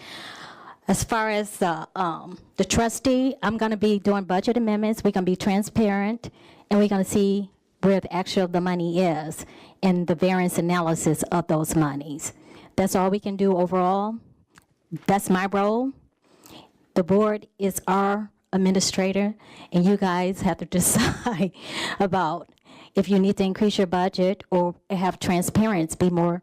You might have to increase your budget because you're spending more money and make that decisions. I can't make that decision. One thing that Vice Chancellor Johnson shared too, which is a new thing for us, is a review of the budget periodically. I think you have a review that you're going to do in December, March and May. I think that will give us kind of an as opposed to seeing the actuals at the end, we're going to start seeing the progress throughout the budget as we move forward. And I think that's something that you had asked for, and I'm very grateful that it is now being implemented. Sorry, Linda has one. Some years ago, when CCLC came up with our excellency and trusteeship as a way to appease the accreditation committee and to also to bring up the level of trustees' awareness on 7, I think, specific different areas. But at that time, we asked that, this was Chancellor Ortiz, that they put into the budget the money required for us to attend those professional conferences aside from our own personal development budget, which has not changed ever. And that never happened. So where there may be an appearance of the budget being more, in actuality, when the board acknowledged, and because of ACCJC, that they actually needed to be a part of the CCLC conferences, and there are other things that have to happen, the lobbying conferences, the ACCT. So if they went with what we had said we would do a few years ago and have that as a separate budget, separated from the personal development budget, I think you would see a different figure, because I don't actually see any of us doing any more. In fact, I'm only doing ACCT or CCLC, and like the one we're about to do now, we're taking the students. That's not personal development, that's student development. So I think we have to see how we look at it and then put it back on there. I think you have a very different picture. That's just some history. Okay. Thank Okay. Trustee Gonzalez, and then you had another one? Just one quick. Okay. Yeah. Aisha, did you? You go ahead. You've been very patient. I just wanted to get clarification. Earlier in the presentation, we were going over the data, and I remember that we looked at all of the different colleges' budgets. And when you were giving your presentation, you were saying that each college decided how they want to spend the monies that were allocated to them. So that is, I just want to make sure I'm hearing you clearly, because that's the presentations that we saw last board meeting, correct? Yes. Okay, and so then at each school, they decide which departments would get what funding and for student success, correct? Yes. Okay, just checking. Thank you. Thank you. Trustee Nikki? Thank you. I want to come back to this question of our reserve funding, and I just want to clarify. So in our reserve funds, we're saying we have a little more than 10%, around $15 million. Now, at our budget workshop, I believe we were saying that we have about $6 million of student debt that we've already agreed with our accountants, the auditors, that we're going to write off. We've got a schedule to write that money off. We're going to try to collect it, but we basically acknowledged that it's probably not collectible. That's correct, yes? Well, I wouldn't say it's uncollectible. I'm just saying that we have to bring a collection agency we're going to bring before the board.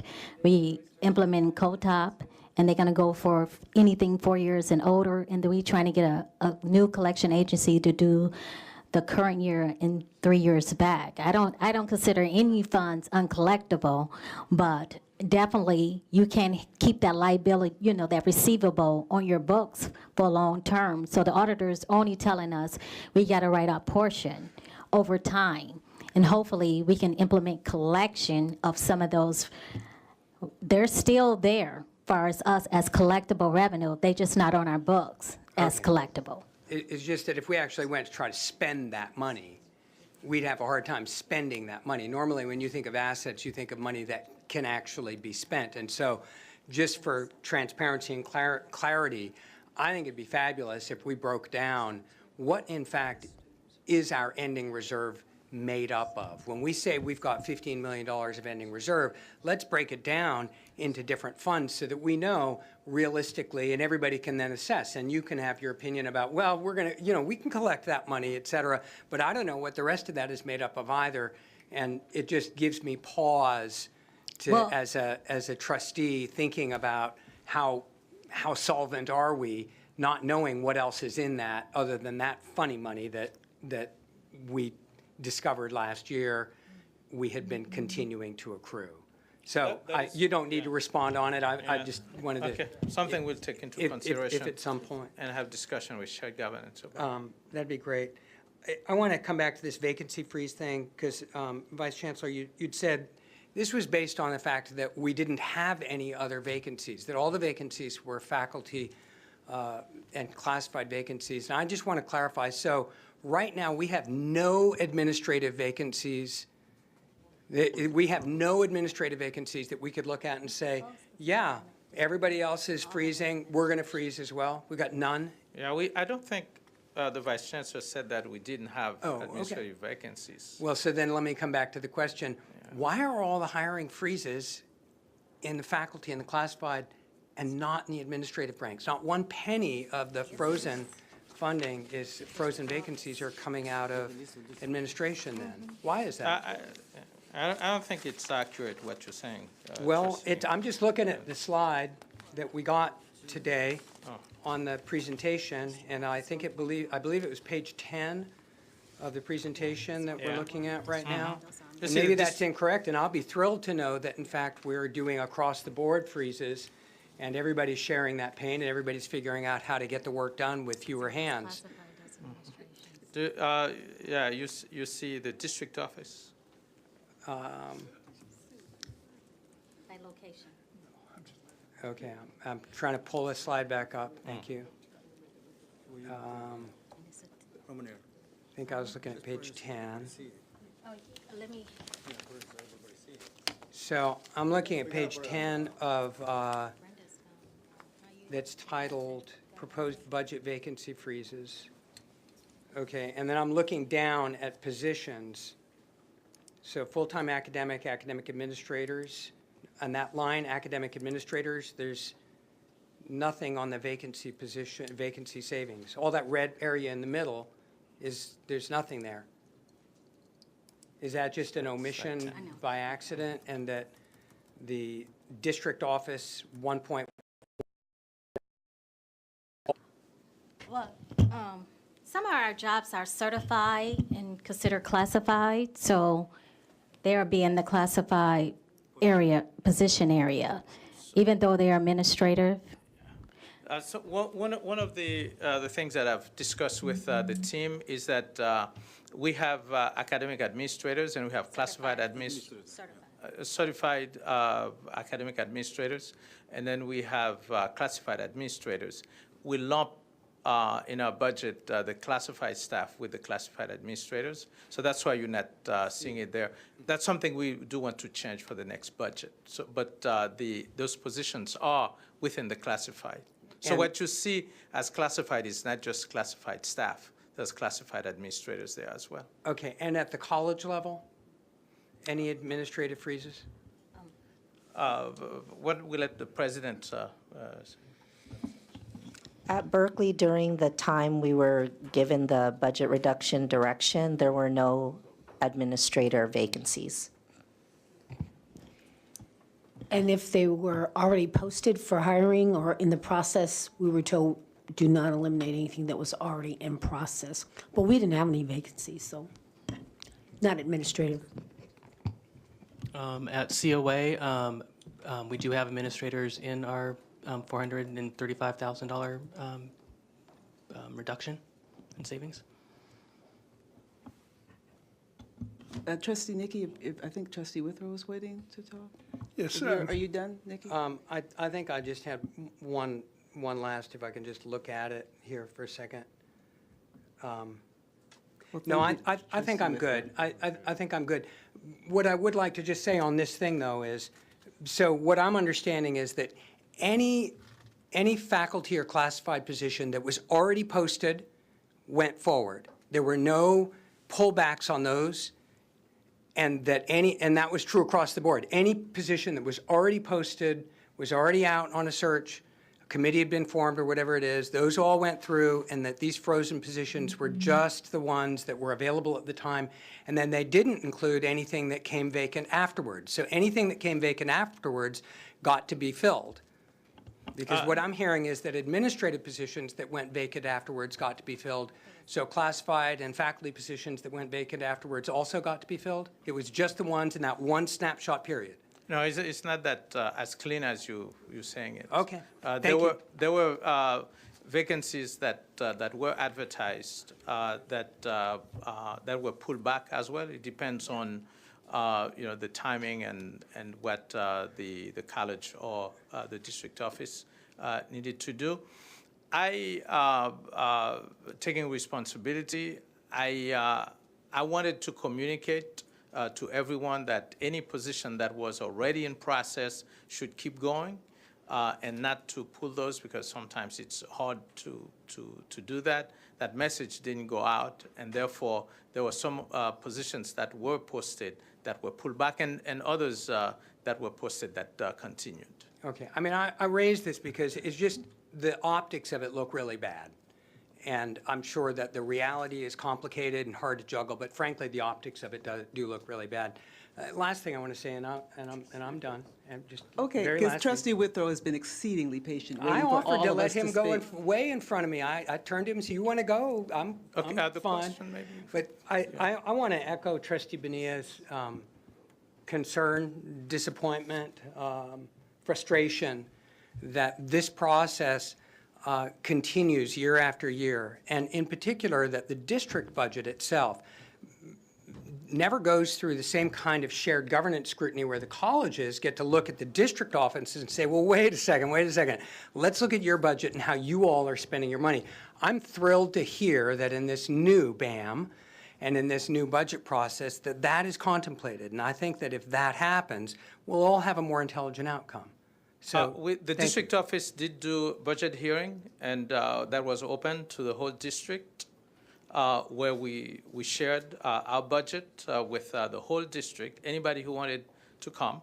We had a lot of chairs that we had open. A lot of people didn't find it, a lot of people couldn't come, but we did provide the opportunity for anyone to come and listen to our budget. Which, of course, is a very different process than the line-by-line scrutiny that the colleges get on every piece of expenditure that they get. Excuse me, Trustee Nikki, And could we let Trustee Withrow go now? I know that this is a compelling issue, but we could bring it up again on September 18th. we will. Thank you very much. Trustee Withrow. I'd just like to make a observation. As a finance type for many decades, that I really appreciate what you've gone through here, making this budget come alive. I appreciate the fact that you've retained your sense of humor, because just an awful lot of the issues here, whenever you're dealing in scarce resources, I don't care what operation you're in, you catch more heat. And I think you're doing a great job. Please continue doing what you're doing. And again, maintain your sense of humor.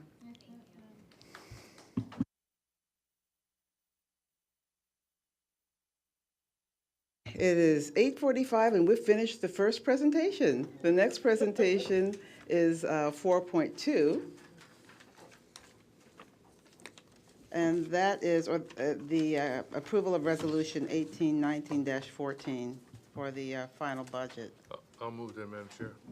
So it's been moved. Do we have a second? It's been moved and second. Do we have any discussion? Question. Do we have any questions? Yes, I Oh, understand that was no, called the question. I'm sorry. Do we have, okay, so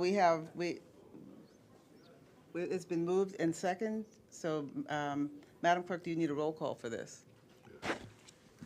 Student Trustee Jordan? Yes. Trustee Weinstein? Yes. Trustee Handy? Yes. Trustee Withrow? Yes. Trustee Gonzalez Yuan? Abstain. Trustee Bonilla? Yes. Trustee Riley? Yes. And Trustee Brown? Yes. Thank you. Motion passes. The next item on the agenda is the public hearing.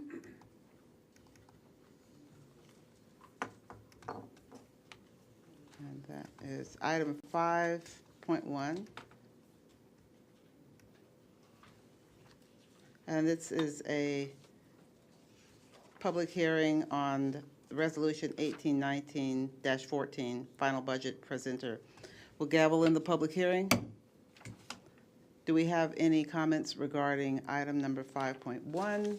The hearing is open with regard to the public hearing on Resolution 18/19-14, 2018-2019 final budget.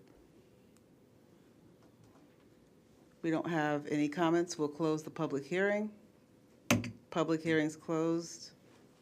The next item on the agenda is the consent calendar.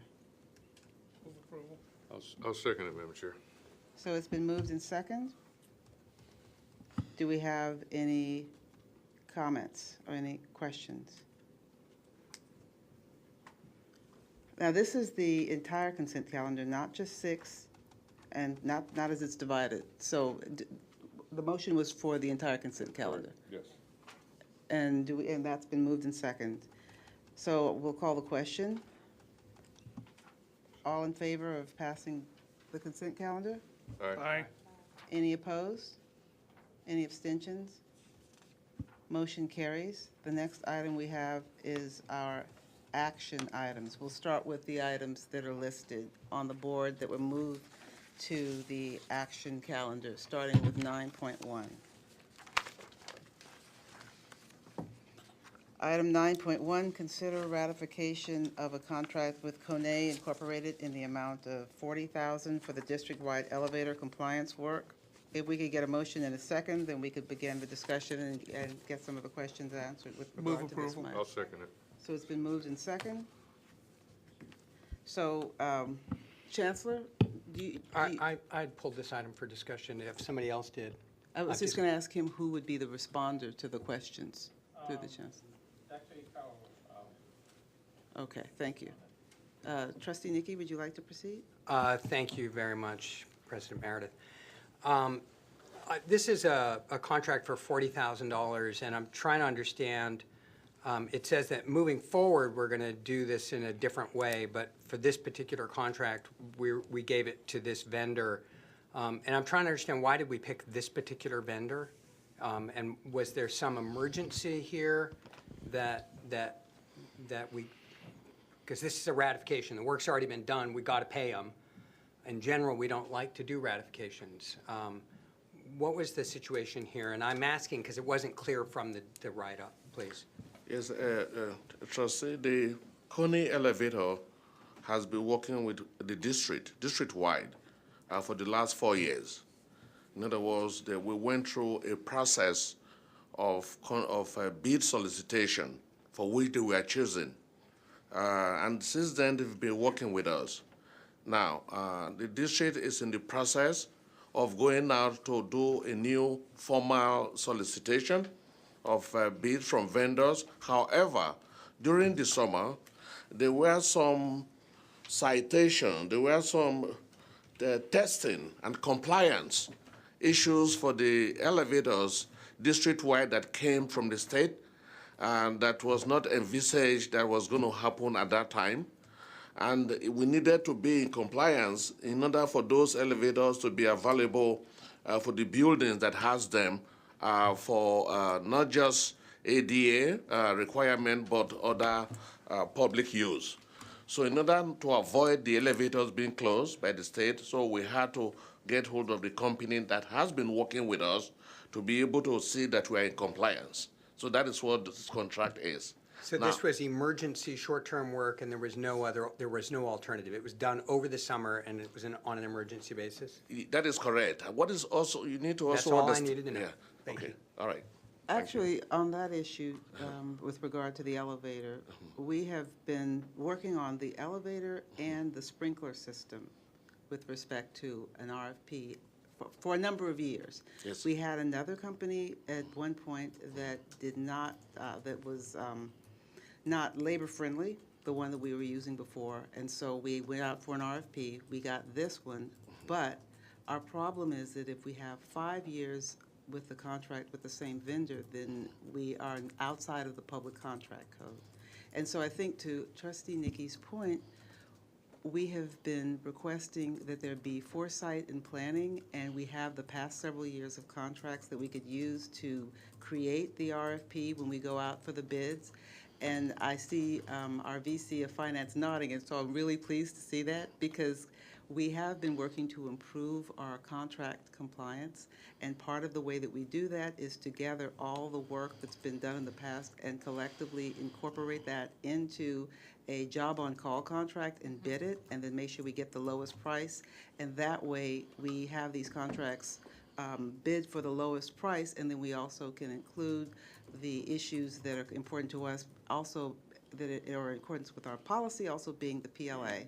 And so that's something that's been a chronic issue that we've been asking for improvement on. So I'm glad that that our VC of Finance is nodding her head, because we do want to see that now that we're in year 4, that this is going to be an RFP, and we don't have any more extensions or short-term contracts, because that's not the policy we set, and that's not the standard that we set. Trustee Withrow. Just a brief comment. Like the French, we take the month of August off.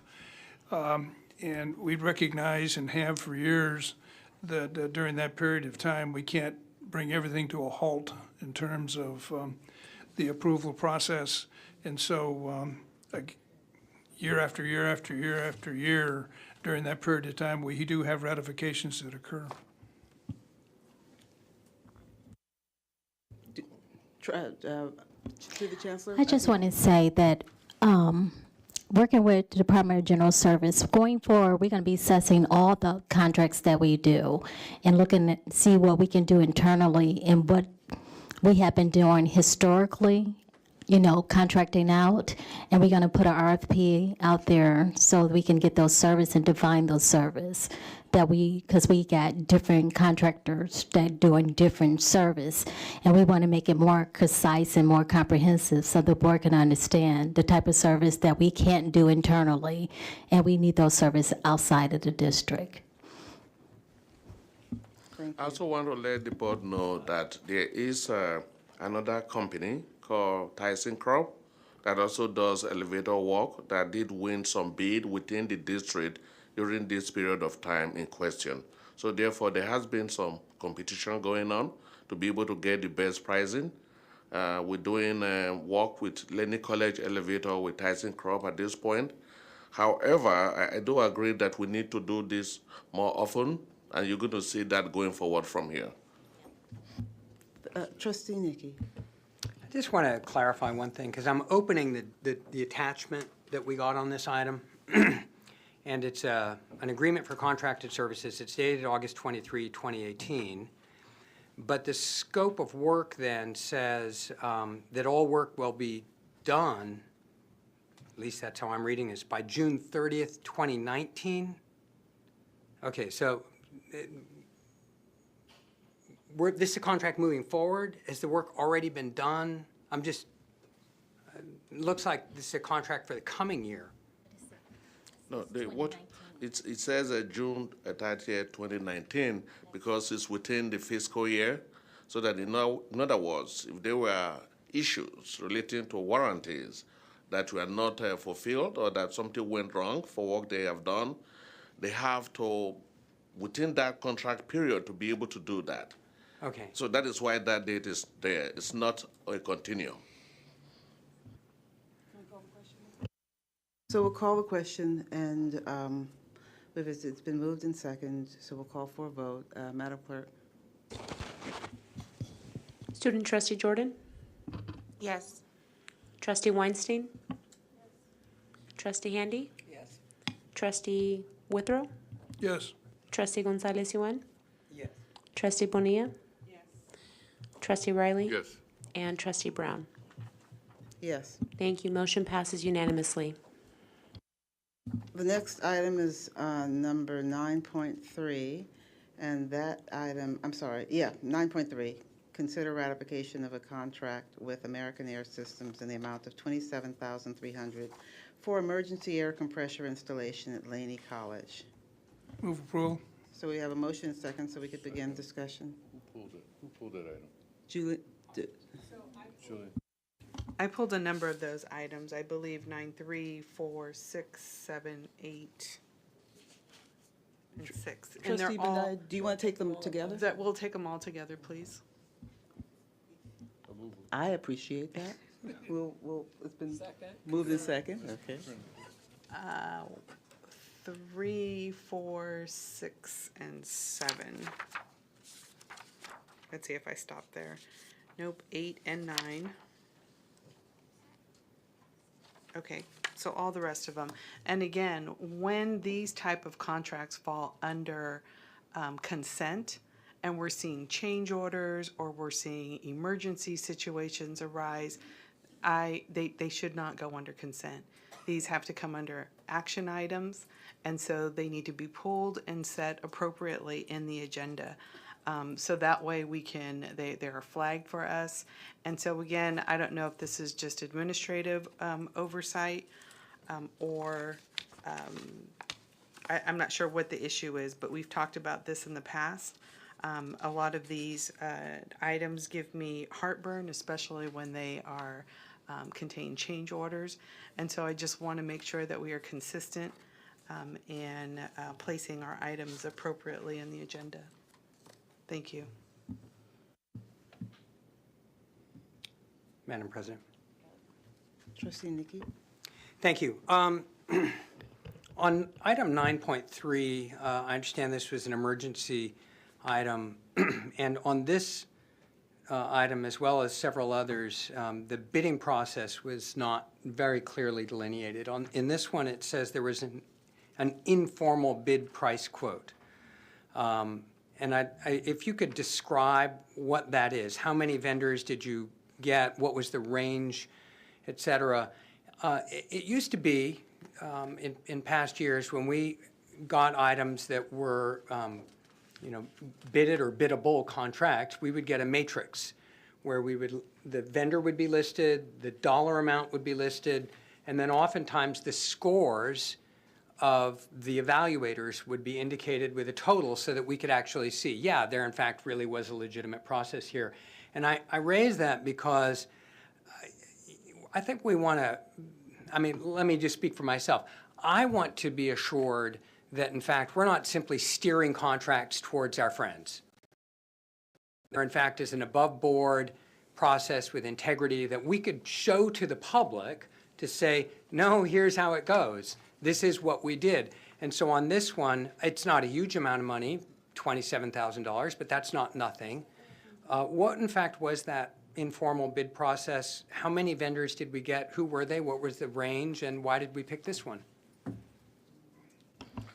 Yeah, Trustee, what happens is in the state of California, the state law states that in event or circumstances where instruction classes could not be held, or where the life and property are at risk, that the chancellor and the board could be able to request for a company to be able to get work done within the school without having to go out to do the formal bidding process.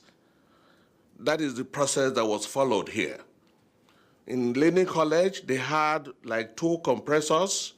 Both of them failed at Laney College, which means there will be no indoor quality of air, no air conditioning, and it was summer. And in the labs, in the classroom instruction where lab is required to be able to use those machines, For the purposes of time, yes. I understand this was an emergency. Yes. I'm not contesting that it was an emergency. The description says through an informal bid price quote. I'm simply trying to understand what is entailed in an informal bid price quote. Who did we look at and how did we arrive at this vendor? Not that the work needed to be done. Of course it needed to be done. I'm not contesting that. So if we could get to that, that would be fabulous. Thank What you, the sir. department did was that they called vendors that can be able to get the work done right away. And American Air was the vendor that was able to respond that they could get the work done, because a lot of other vendors are committed with construction work going on throughout the Bay Area. And so you're not able to say how many vendors we called?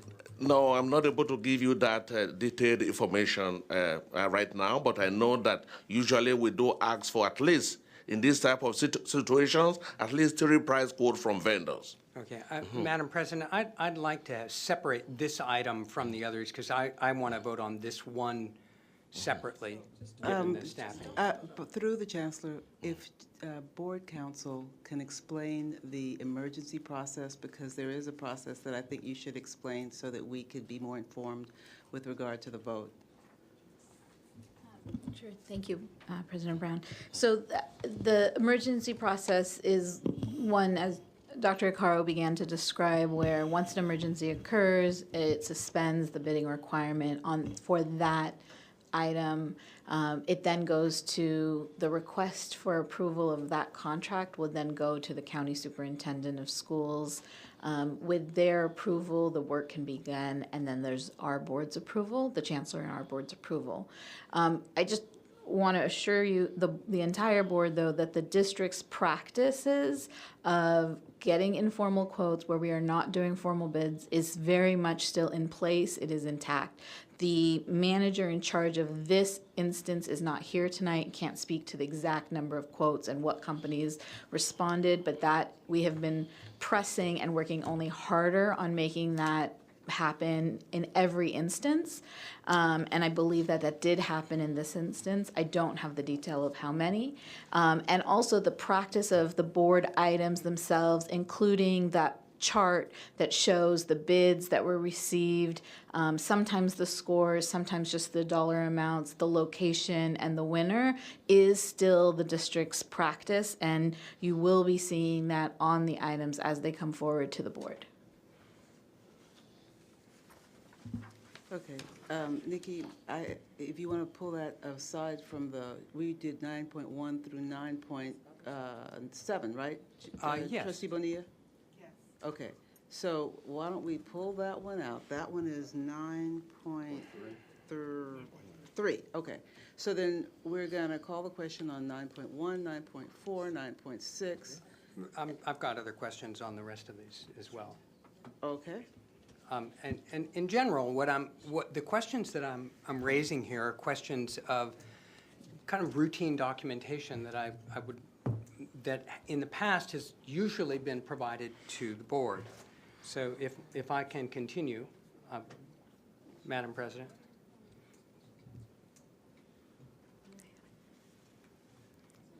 May I continue? Yeah, continue. Okay, thank you. I want to look at item 9 point, I guess 9.5 was entirely removed, is that? Was entirely removed, okay. So coming to item 9.6 then, this is $285,000 ratification again. This is with Hatton, and it wasn't clear from the write-up whether there had been a competitive bidding process in this one. It says there were 4 firms were somehow involved, but it wasn't clear whether we'd gotten formal bids from those firms, whether there was a review committee that then did it. Did we in fact get 4 separate bids? Is that how this one worked? Yes, you recall that the Governing Board of Trustees approved a list of vendors that went through the process of having a committee to determine our go-to vendors. In this case, this is one of those vendors that the board has previously approved to be able to do business with us. So during the summer, when you had a lot of projects that were supposed to be done, the director for that department requested for vendors within the group that the board has already pre-approved to give price quote or to give RFPs so that they can work with us. And this particular vendor was the one that was chosen to be able to work with us. And is there a reason that the board wasn't provided with the matrix of those 4 firms, the costs, and then the scoring? Because that would have just solved a lot of these problems. We would just go, yeah, here, there were 4 bids, these were the amounts, the score came out this, and boy, yeah, that was the low cost, that was the low bid. Yes. Was there a reason that in fact wasn't provided? I'm not privy to that information now, as we said that the director is not here. But she did go out, when I did discuss with her, she did go out to do the process to select only those vendors that the board has pre-approved. Okay. But the information for this vendor is what we have for this meeting. So all these items have deviated from past practices of making clear what that process was. And that's my frustration here. And I hate to drag us through this. But So, through the Chancellor, for Board Council, as I understand it, we did a pre-qualification process, so because under the Public Contract Code and the Government Code, it's necessary to pre-qualify in order to be eligible for state money, and that this was pursuant to the pre-qualification process.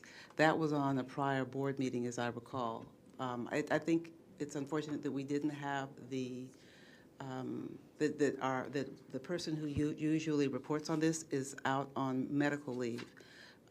But I think it's important to know that the process that was followed was the one that's required in order to qualify for a state match, and that there was a pre-qual process in addition to the competitive selection process and compliance with the Government Code and the Public Contract Code. And I think that it's important to have these things because some of us do this as a professional career, and we read these and we understand the background because and we do the review. But I think it's important, as Trustee Nikki said, not everybody has a background in these things, and it's important for us to provide that information so that it's clear to everybody. And to just be clear, if I may, this was not a question of believing that the vendors weren't qualified. It was a question of understanding that the vendors had gone through a competitive bidding process that we evaluated, that there was some way in which, as an institution, we didn't simply give a contract to somebody for some arbitrary reason, as opposed to reasons that would pass public muster. That actually is what pre-qualified means. It's a state term. It's a statutory legal term. Pre-qualified is part of the Government Code that specifically is a competitive selection process. And that's why I think we maybe should explain it a little more. Okay, but in this particular case, the implication was that among the pre-qualified vendors, we then went and solicited RFPs. So I will let Council explain the pre-qualification and the RFP process because it's gotten a bit muddled in that. Asking for that. But if I think it makes it, I think we don't want to give the impression that we have somehow not followed the law. We actually followed Government Code and Public Contract Code through a process called competitive selection and pre-qualification, which are required by statute in order to be eligible for state funds. So, Board Council, could you explain that? Sure, yes. The board did approve, I think 2 or 3 meetings ago, the slate of pre-qualified vendors for this specific type of work. And so then all of the projects that come within the scope of the services that were pre-qualified, the district will be calling that set of vendors. And it can be based on like, are you available? This is a project that's time sensitive. We have a pre-qualified list. We're allowed. We know that they already meet all of the state qualifications and all of our district qualifications to be able to do work in the district. And so that wouldn't necessarily even require any further bidding because you've already used a pre-qualified list. I do understand Trustee Nikki's question about the reference in this, and if we had a chart, wouldn't it make it so much better? And we can't. This is a new type of agenda item for you because we haven't had that pre-qualified list from which we have used vendors before. So the practice is one that is still developing. We'll definitely talk to the team about including a chart in future matters. Madam President, for purposes of decorum, I would ask that if we are going to use first names to identify trustees, we do that across the board, and we do that with General Counsel, and we call us Chancellor Joel, et cetera. So if we... I won't call you Trustee Nikki anymore if that upsets you. I apologize. We have Trustee Handy who would like to speak now. Thank you very much. Actually, we have utilized this pre-qualification process in the past, and we actually used that with the now Barbara Lee building, correct? Yeah, so this is not new, and this has happened during the time that you've been here, Nikki. I just say that it feels that this is very combative. And when you use terms such as giving contracts to your friends, it gives an impression that is really, I think this is a little bit disrespectful. And I don't need your retort. I just think that we need to be civil when we're here because as those questions have come out, the answers have come back. But no apologies are coming for the way that those questions were put out there. I think that it's important that we be careful how we're phrasing these things that we're speaking, because it disparages the district and it makes it look like we're not doing our due diligence, where in actuality, if you had called, as all trustees are, that's why we have 72 hours, to get any of our questions cleared up, we could have moved this a lot faster, because there were questions, the corrections could have been made for everybody if you felt that that needed to happen for everybody, but actually there were only a few people who have that question. So I ask that all of us follow the protocols, and if we have those questions, let's present them earlier through the board president to the chancellor, as we've all agreed. That way, the answers can come back to all of us before we get to the board meeting, and it doesn't seem like we're not all on the same page or we don't all have the same understanding of process. Thank you. Trustee Withrow. I'd like to segue from that. I think that the issues that Trustee Ewan is bringing up are fine. They make sense from the standpoint of making clear what's going on in the contractual process. However, as Trustee Handy stated, the standing protocol has been that when you have a question on anything on the agenda, that Monday morning you call and you either pass it on to Ms. Martinez or you pass it on to the chancellor what the question is. That way the staff has the opportunity to A, clarify it with you, or look at it and say other trustees may have a question about that and be prepared to respond to it because they'll know ahead of time that there's an issue. I think it's not a matter of taking up time in a board meeting necessarily, but I think it is important that we treat the staff in a professional manner. And there are a lot of issues that come up here, and a lot of the issues can be explained quite rapidly, but a lot of these, quite frankly, issues that Trustee Ewan brought up could have been clarified with an augmentation and clarification on the agenda, and we could have sailed right on through. Madam President. If it's on these, I'd like to call the question and then move on to 9.7. It's the general question that's being discussed right now, which is staffing. So it's 9:15, and we have a motion on the floor for Trustee Bonilla, what's your motion? 9.3 through 9.9. Okay. So if there's something that's related to those, then please make your comment, and then we'll call the question. So I will point out that this is not the first time this general issue of staffing has come up. I will call our attention to the meeting we had last fall at Berkeley City College, at which the board officers were refusing to entertain every single action item on the board calendar.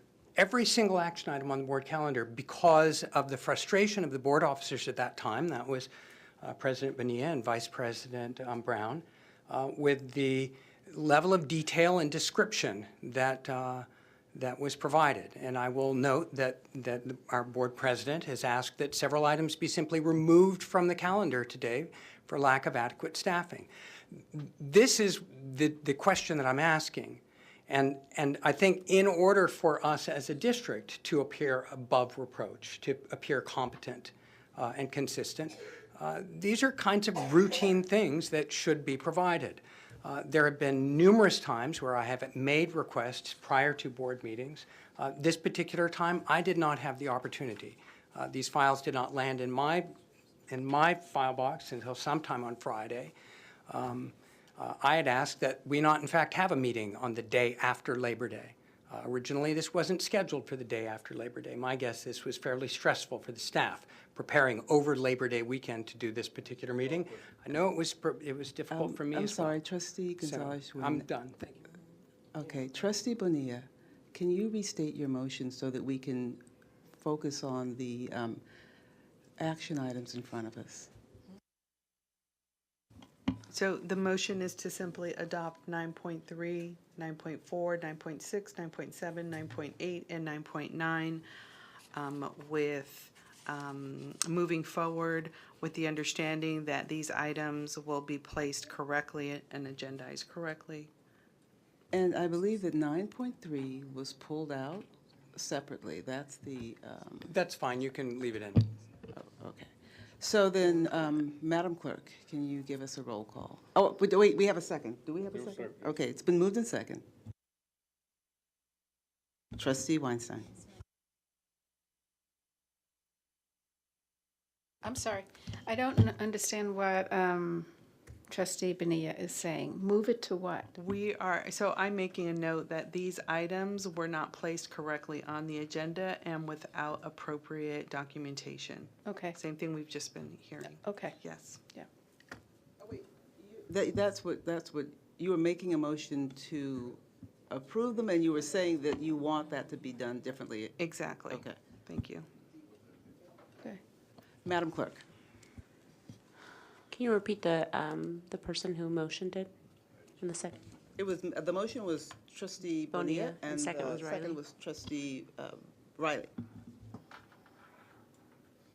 Student trustee Jordan? Yes. Trustee Weinstein? Yes. Trustee Handy? Yes. Trustee Withrow? Yes. Trustee Gonzalez Yuan? Yes. Trustee Bonilla? Yes. Trustee Riley? Yes. And Trustee Brown? Yes. Thank you. Motion passes unanimously.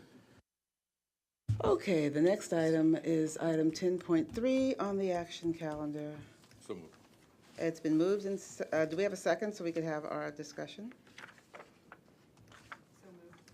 It's been moved and second. And discussion. I did. So I'll note that on this item, it looks as though it's a necessary thing. We'll note that it's coming to us literally at the very last minute. According to the description, if we don't vote on this now, we will run into all manner of chaos and confusion. And I hate being in that position where it's like, do it, or you'll really hurt us.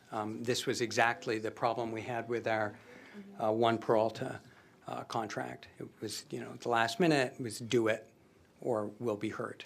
The substantive question that I have here is, how did we end up with this vendor, Computerland? Was this a competitive bidding process? We're not doing Computerland. That's not on the agenda that we pulled that off. 10.3 is a resolution. I'm sorry, I thought we were on 11.1. My bad. Sorry. Okay. 10.3, I pulled that one, and the question on this one is, why are these positions going away? We're saying we're eliminating these positions. Caseworkers, it was this grant funded, we run out of funding. There just was very little explanation about why these positions went away. President Karas, will you please address? All right, hopefully I can answer your question. If not, our Vice President of Student Services is also here. So this is a grant, a competitive grant we get through the Alameda County Workforce Development Board. And the county through the WIBS, or what used to be the WIBS, the funding from the federal government has been substantially reduced, and so the awarding amount to us is substantially less than it used to be in the past. We've been very fortunate to have several rounds of this grant at our campus. It's our one-stop. And so when we got this grant, we had to make some, to put the grant proposal together, some hard decisions even to qualify for the grant about how the staffing would be. And so in the grant proposal, there's 2 positions that are no longer going to be full-time. They're having a reduction in time. They're going to go down to, I believe, half-time each, or 75% time. And so that is a layoff in our system, that these positions, the only way we can keep 2 people would be reduce them down to a lesser amount of time. Okay, that was all I needed. Thank you. So we had a motion and a second. Do we have any further discussion on item 10.3? No. Then we'll call a question. Madam Clerk, can you do the roll call? Student trustee Jordan? Abstain. Trustee Weinstein?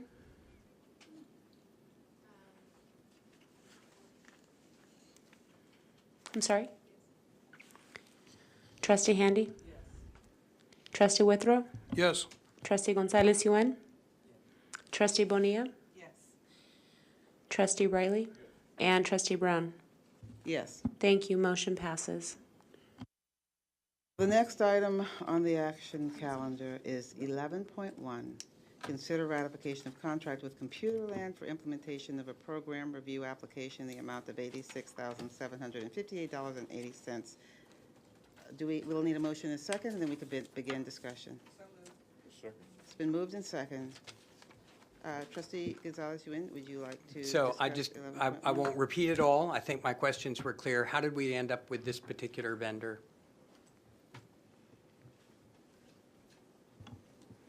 So Computerland started the work. So we began the project under a different contract back in March, and we've been doing the design work and understanding the end user requirements, and so continuing the work with Computerland for the actual implementation of the design that's been agreed is what we're working on now. I'm sorry, I'm not understanding how we even started with them, though. Why did we have a long-standing relationship with Computerland? Was this a competitive RFP process? Was this a? Sorry, yeah, it was a competitive quote process back in February, to start in March. Okay, and again, on the documentation on the item, there's no indication of how we ended up with them. And again, for the purposes of making decisions. I apologize. I rereading this now. I realize that should have been included. Okay, and obviously this isn't an isolated thing. This is 6 or 7 items on our agenda where where it's just really not clear. Thank you.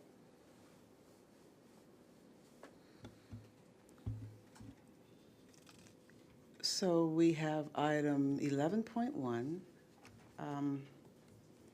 Just for clarification, is Madam Counsel, was this the State Chancellor's Office state quote that we got Computerland from? I don't know. Computerland is on the state purchasing. That's what I thought. Okay, I recall it was one of the State Chancellor's negotiated contracts. If we have no further questions, then we will call the question. Madam Clerk, can you do the roll call? Student Trustee Jordan? Abstain. Trustee Weinstein? Did you abstain? I'm sorry, yes. Okay. Trustee Handy? Yes. Trustee Withrow? Yes. Trustee Gonzalez Yuan? Trustee Bonilla? No. And Trustee Riley? Yes. Trustee Brown? Yes. Thank you. Motion passes. So the next item on the agenda is action item 12.1. Approval of the district's fiscal year 2017-2018 CCFS fourth quarter report. We'll need a motion and a second, and then we can have discussion. I'll move it, Madam Chair. So we have a motion from Trustee Withrow and a second from Trustee Riley. So do we have any questions? Trustee Gonzalez-Yuan. Thank you. Every quarter we approve these 311s, and there are 2 questions at the very bottom. Did the district have significant events for the quarter, including incurrence of long-term debt, settlement of audit findings, et cetera? And does the district have significant fiscal problems that must be addressed? Now, maybe these are terms of art, and I suspect part of it is that it's a term of art. It has a very specific meaning. But I'm going back to the $12 million or something like that of student debt that we have decided to write off. We wrote off a big chunk of it sometime last year, and then we've decided we're writing off another chunk of it. And nowhere in any of these 311s have I ever seen us say, yeah, we had a significant write-off. At what point, and I know we've got it in our budget this year that we're writing off $1 million of this student debt. Maybe that doesn't amount, or maybe that's not significant. Maybe there's an amount that says, okay, this amount is significant. It's, you know, it rises to like 5% or something like that. Could somebody explain to me, at what point does it become significant, and are we ever going to say, yeah, we wrote that off. We wrote off $12 million of student debt, or $7 or $8 million of uncollectible debt. It was significant when you guys wrote off that 4.3 million. We but didn't report it, though. I wasn't present at the time, so that's any amount over 3 million is considered significant when you're doing a write-off. And then is one required to go back and amend? And we have amended that, you know, because the language in there that it was significant at that time when we did our actual audit report, when it was submitted with the audit. Well, when we approved that 311, and that was last fall, I asked this very question. We are here at a meeting where we're writing off a bunch of debt. Why aren't we right now in this 311 saying yes? And the response that the chancellor gave at that meeting was, well, that was a write-off that we did. We're backdating that write-off to prior quarters. And I asked the question, well, are we required now to go back and amend the 311 that we did for that quarter? And I've never been given an answer. Are we required to go back and amend? At what point do we say, yes, we had a big problem? Well, the state doesn't consider it a problem, but it was a write-off. And then what happened is, from previous year, you haven't did the percentage write-off. So it became, at that time, it was decided when the audit had that finding that you guys need to write off a large part of the student receivables. But it has been actually changed that we wrote that off when we submitted that audit report. So we've actually amended our 311? We didn't have to. The state amended, and they let us know it has been amended, that our quarterly report, that 311 quarterly report, they put that in as a, item, amendment on our 311 quarterly report, that we wrote that off. And we didn't have to approve that. They just did it and said you were wrong. Well, they notified us, the chancellor's office. Thank you. Meredith. Trustee Weinstein. Thank you. I do have a question. I'm not sure if it actually would come in here. I don't think it would, but the question is, when we're figuring out stuff that goes on every quarter, or actually at the end of every meeting, how do we know how much money is going to consultants and how much money is not? So, how do we make that judgment so that when we look at our regular, funding for this, that, and the other, we say, okay, this money is for consultant, this money is for educational stuff, this money. How do we figure that out? Because it reminds me of defense spending budget and the domestic budget. They seem to be in two different worlds. How do we is there some way you can tell us at the end of every meeting, or we can figure out, this is the amount every meeting that we are spending on consultants. So if we want to make changes at some point, we might say to ourselves, let's decrease the amount that we're spending on consulting and increase what we're spending on faculty, staff, education. But that is not done.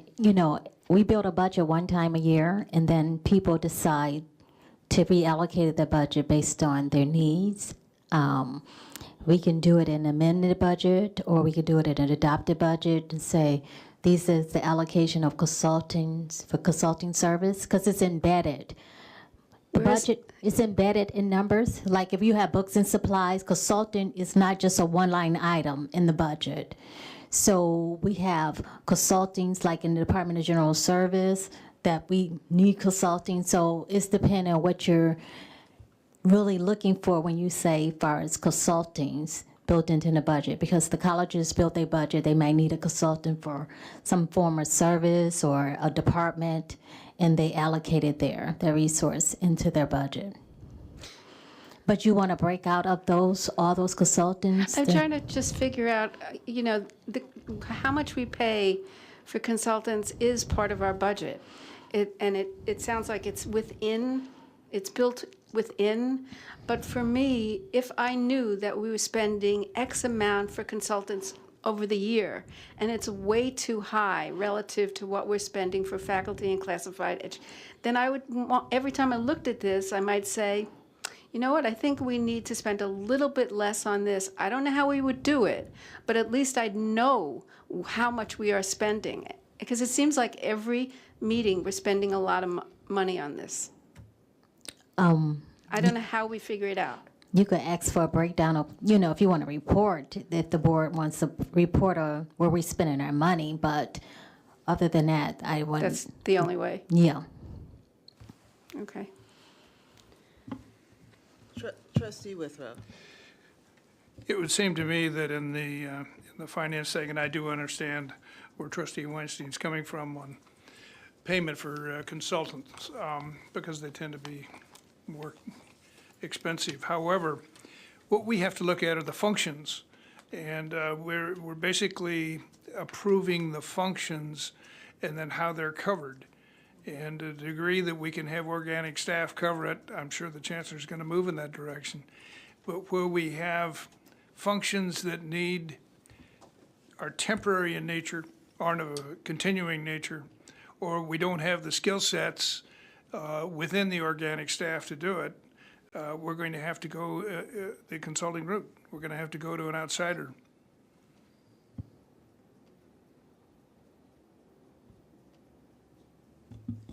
So we have item 12.3. Is there any further question regarding 12.3? I'm sorry, not 12.3. We're still on 12.1. So we'll call the question.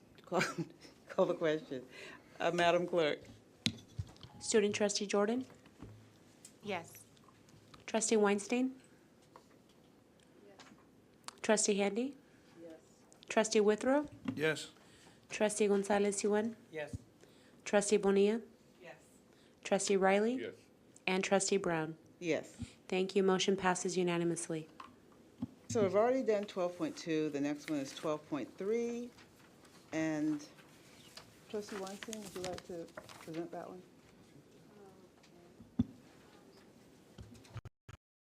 So for 12.3, we are considering approval for the Measure G bond resolution. And, this is a very important resolution, a very important measure that's coming up in November. And if you take a look at it, you can see not only what it is, but some of the additional points that have been brought in, I think by the Chancellor, could be somebody else, where it speaks about some of the points that are such as that Measure G bond projects will be monitored by an internal group of stakeholders who will move the projects forward based on the totality of the program and individual instructional service needs. You could go on and read the rest, but I think it's additional points that have been brought in to make Measure G more appealing to those people who've had some concerns about it, so that there is more oversight of how the bond measure will be spent. So I just wanted to bring this up, and one of the things that we can consider would be that some of the points that are made that has to do with having additional reviews to make sure that the bond measure is utilized or used the way it should be, we can ask that these be made more specific and that they come back to us, that we would approve this measure, but that we would ask that those specific points be made more specific and then brought back to the board.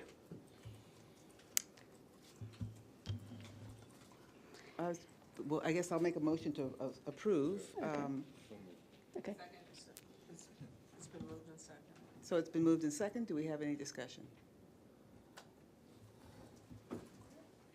Trustee Gonzalez-Yuen. I really appreciate the deeper specificity in this memorandum, and I appreciate the engagement of the administration in this process. I'm going to work hard for this bond. I actually believe that we need this bond. It's vital to the construction and refurbishment of our campuses. And I'll say that I do have one deep disappointment and that is that we could have very easily, with the 3 words, added a provision so that some of this $800 million over the next 10 years could have been spent on workforce housing, transitional housing, student housing. This is a vital need in our communities right now. It's a critical reason that students are not being successful, and that we did not have a few words in this thing that would have allowed us in a process moving forward to do that more easily is deeply disappointing. I'm hoping that, in fact, our bond counsel can look at this language and find something in there that would justify the use of some of these bond funds moving forward towards those needs.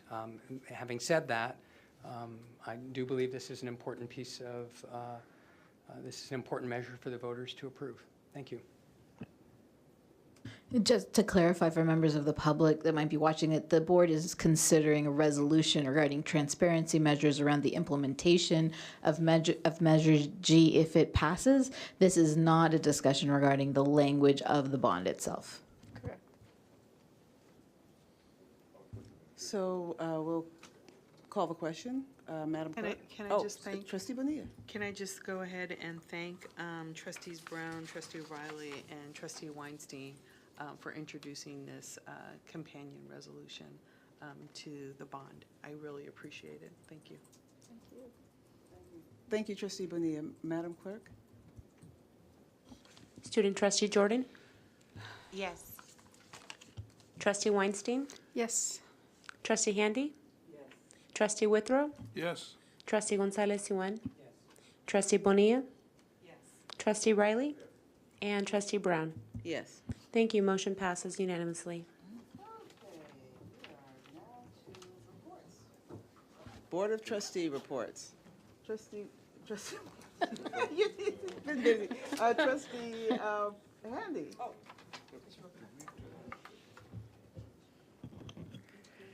It seems like it's been a while since we've seen you all, but actually it hasn't. But a couple of great things have happened.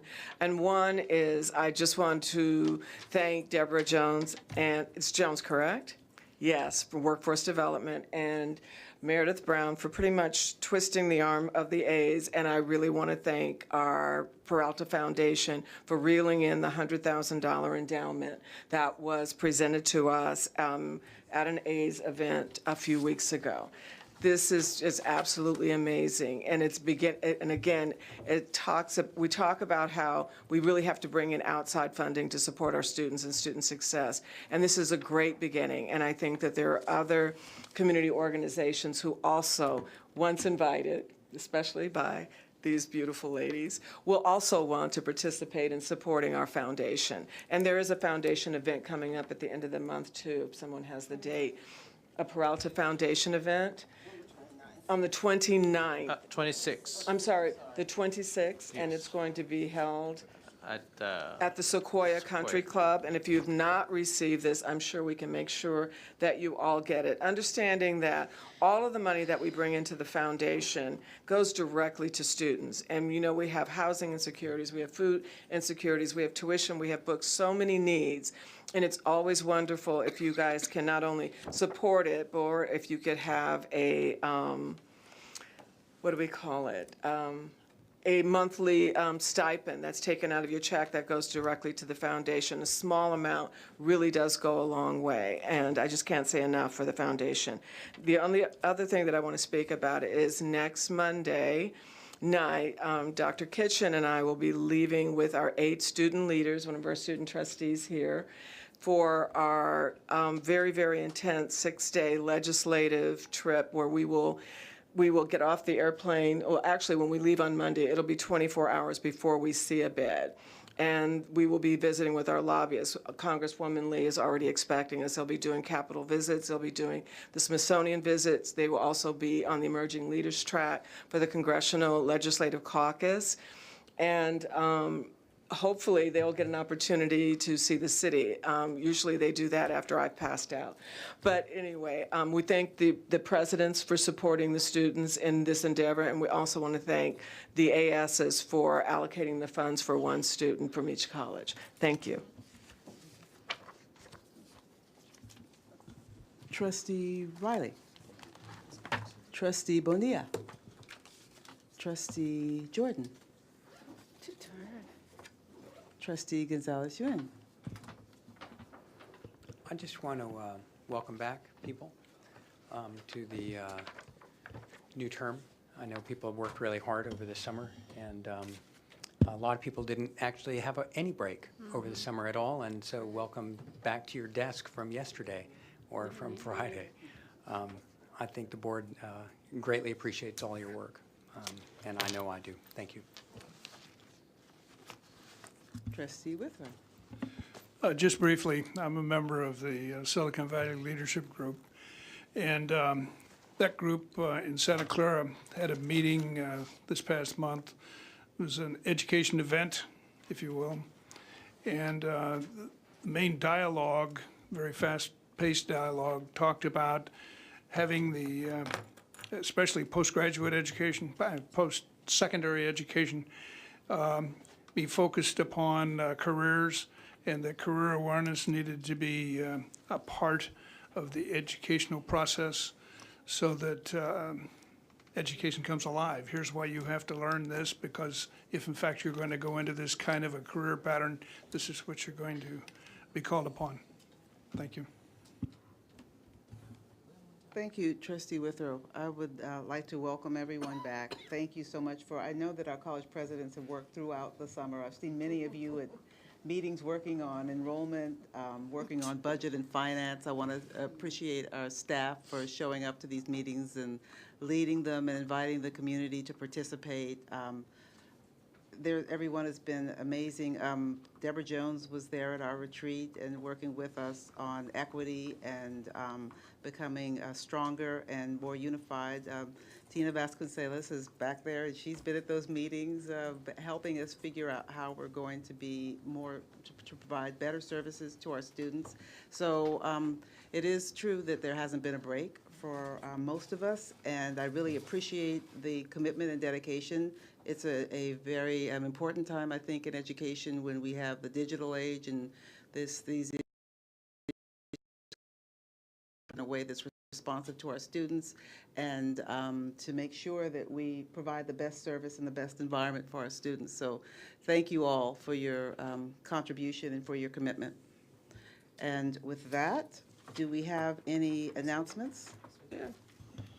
The board will be holding a budget workshop session on Tuesday, September 18th at 4 p.m. in the district office boardroom. The next regular board meeting will be held on September 25th here in the district office's boardroom. The board welcomes back all of our students, faculty, and staff after the summer and wishes everyone a successful school year. Madam President, that concludes the announcements for this evening. Meeting adjourned.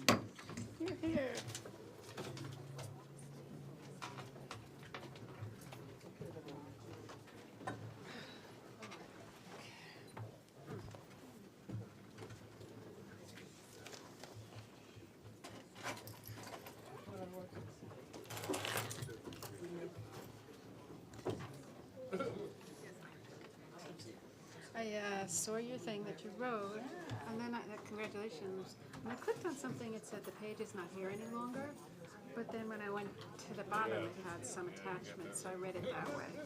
That's interesting. Yeah, I don't know. Oh, Tamil. Oh, you did it? Yeah. I don't know what happened.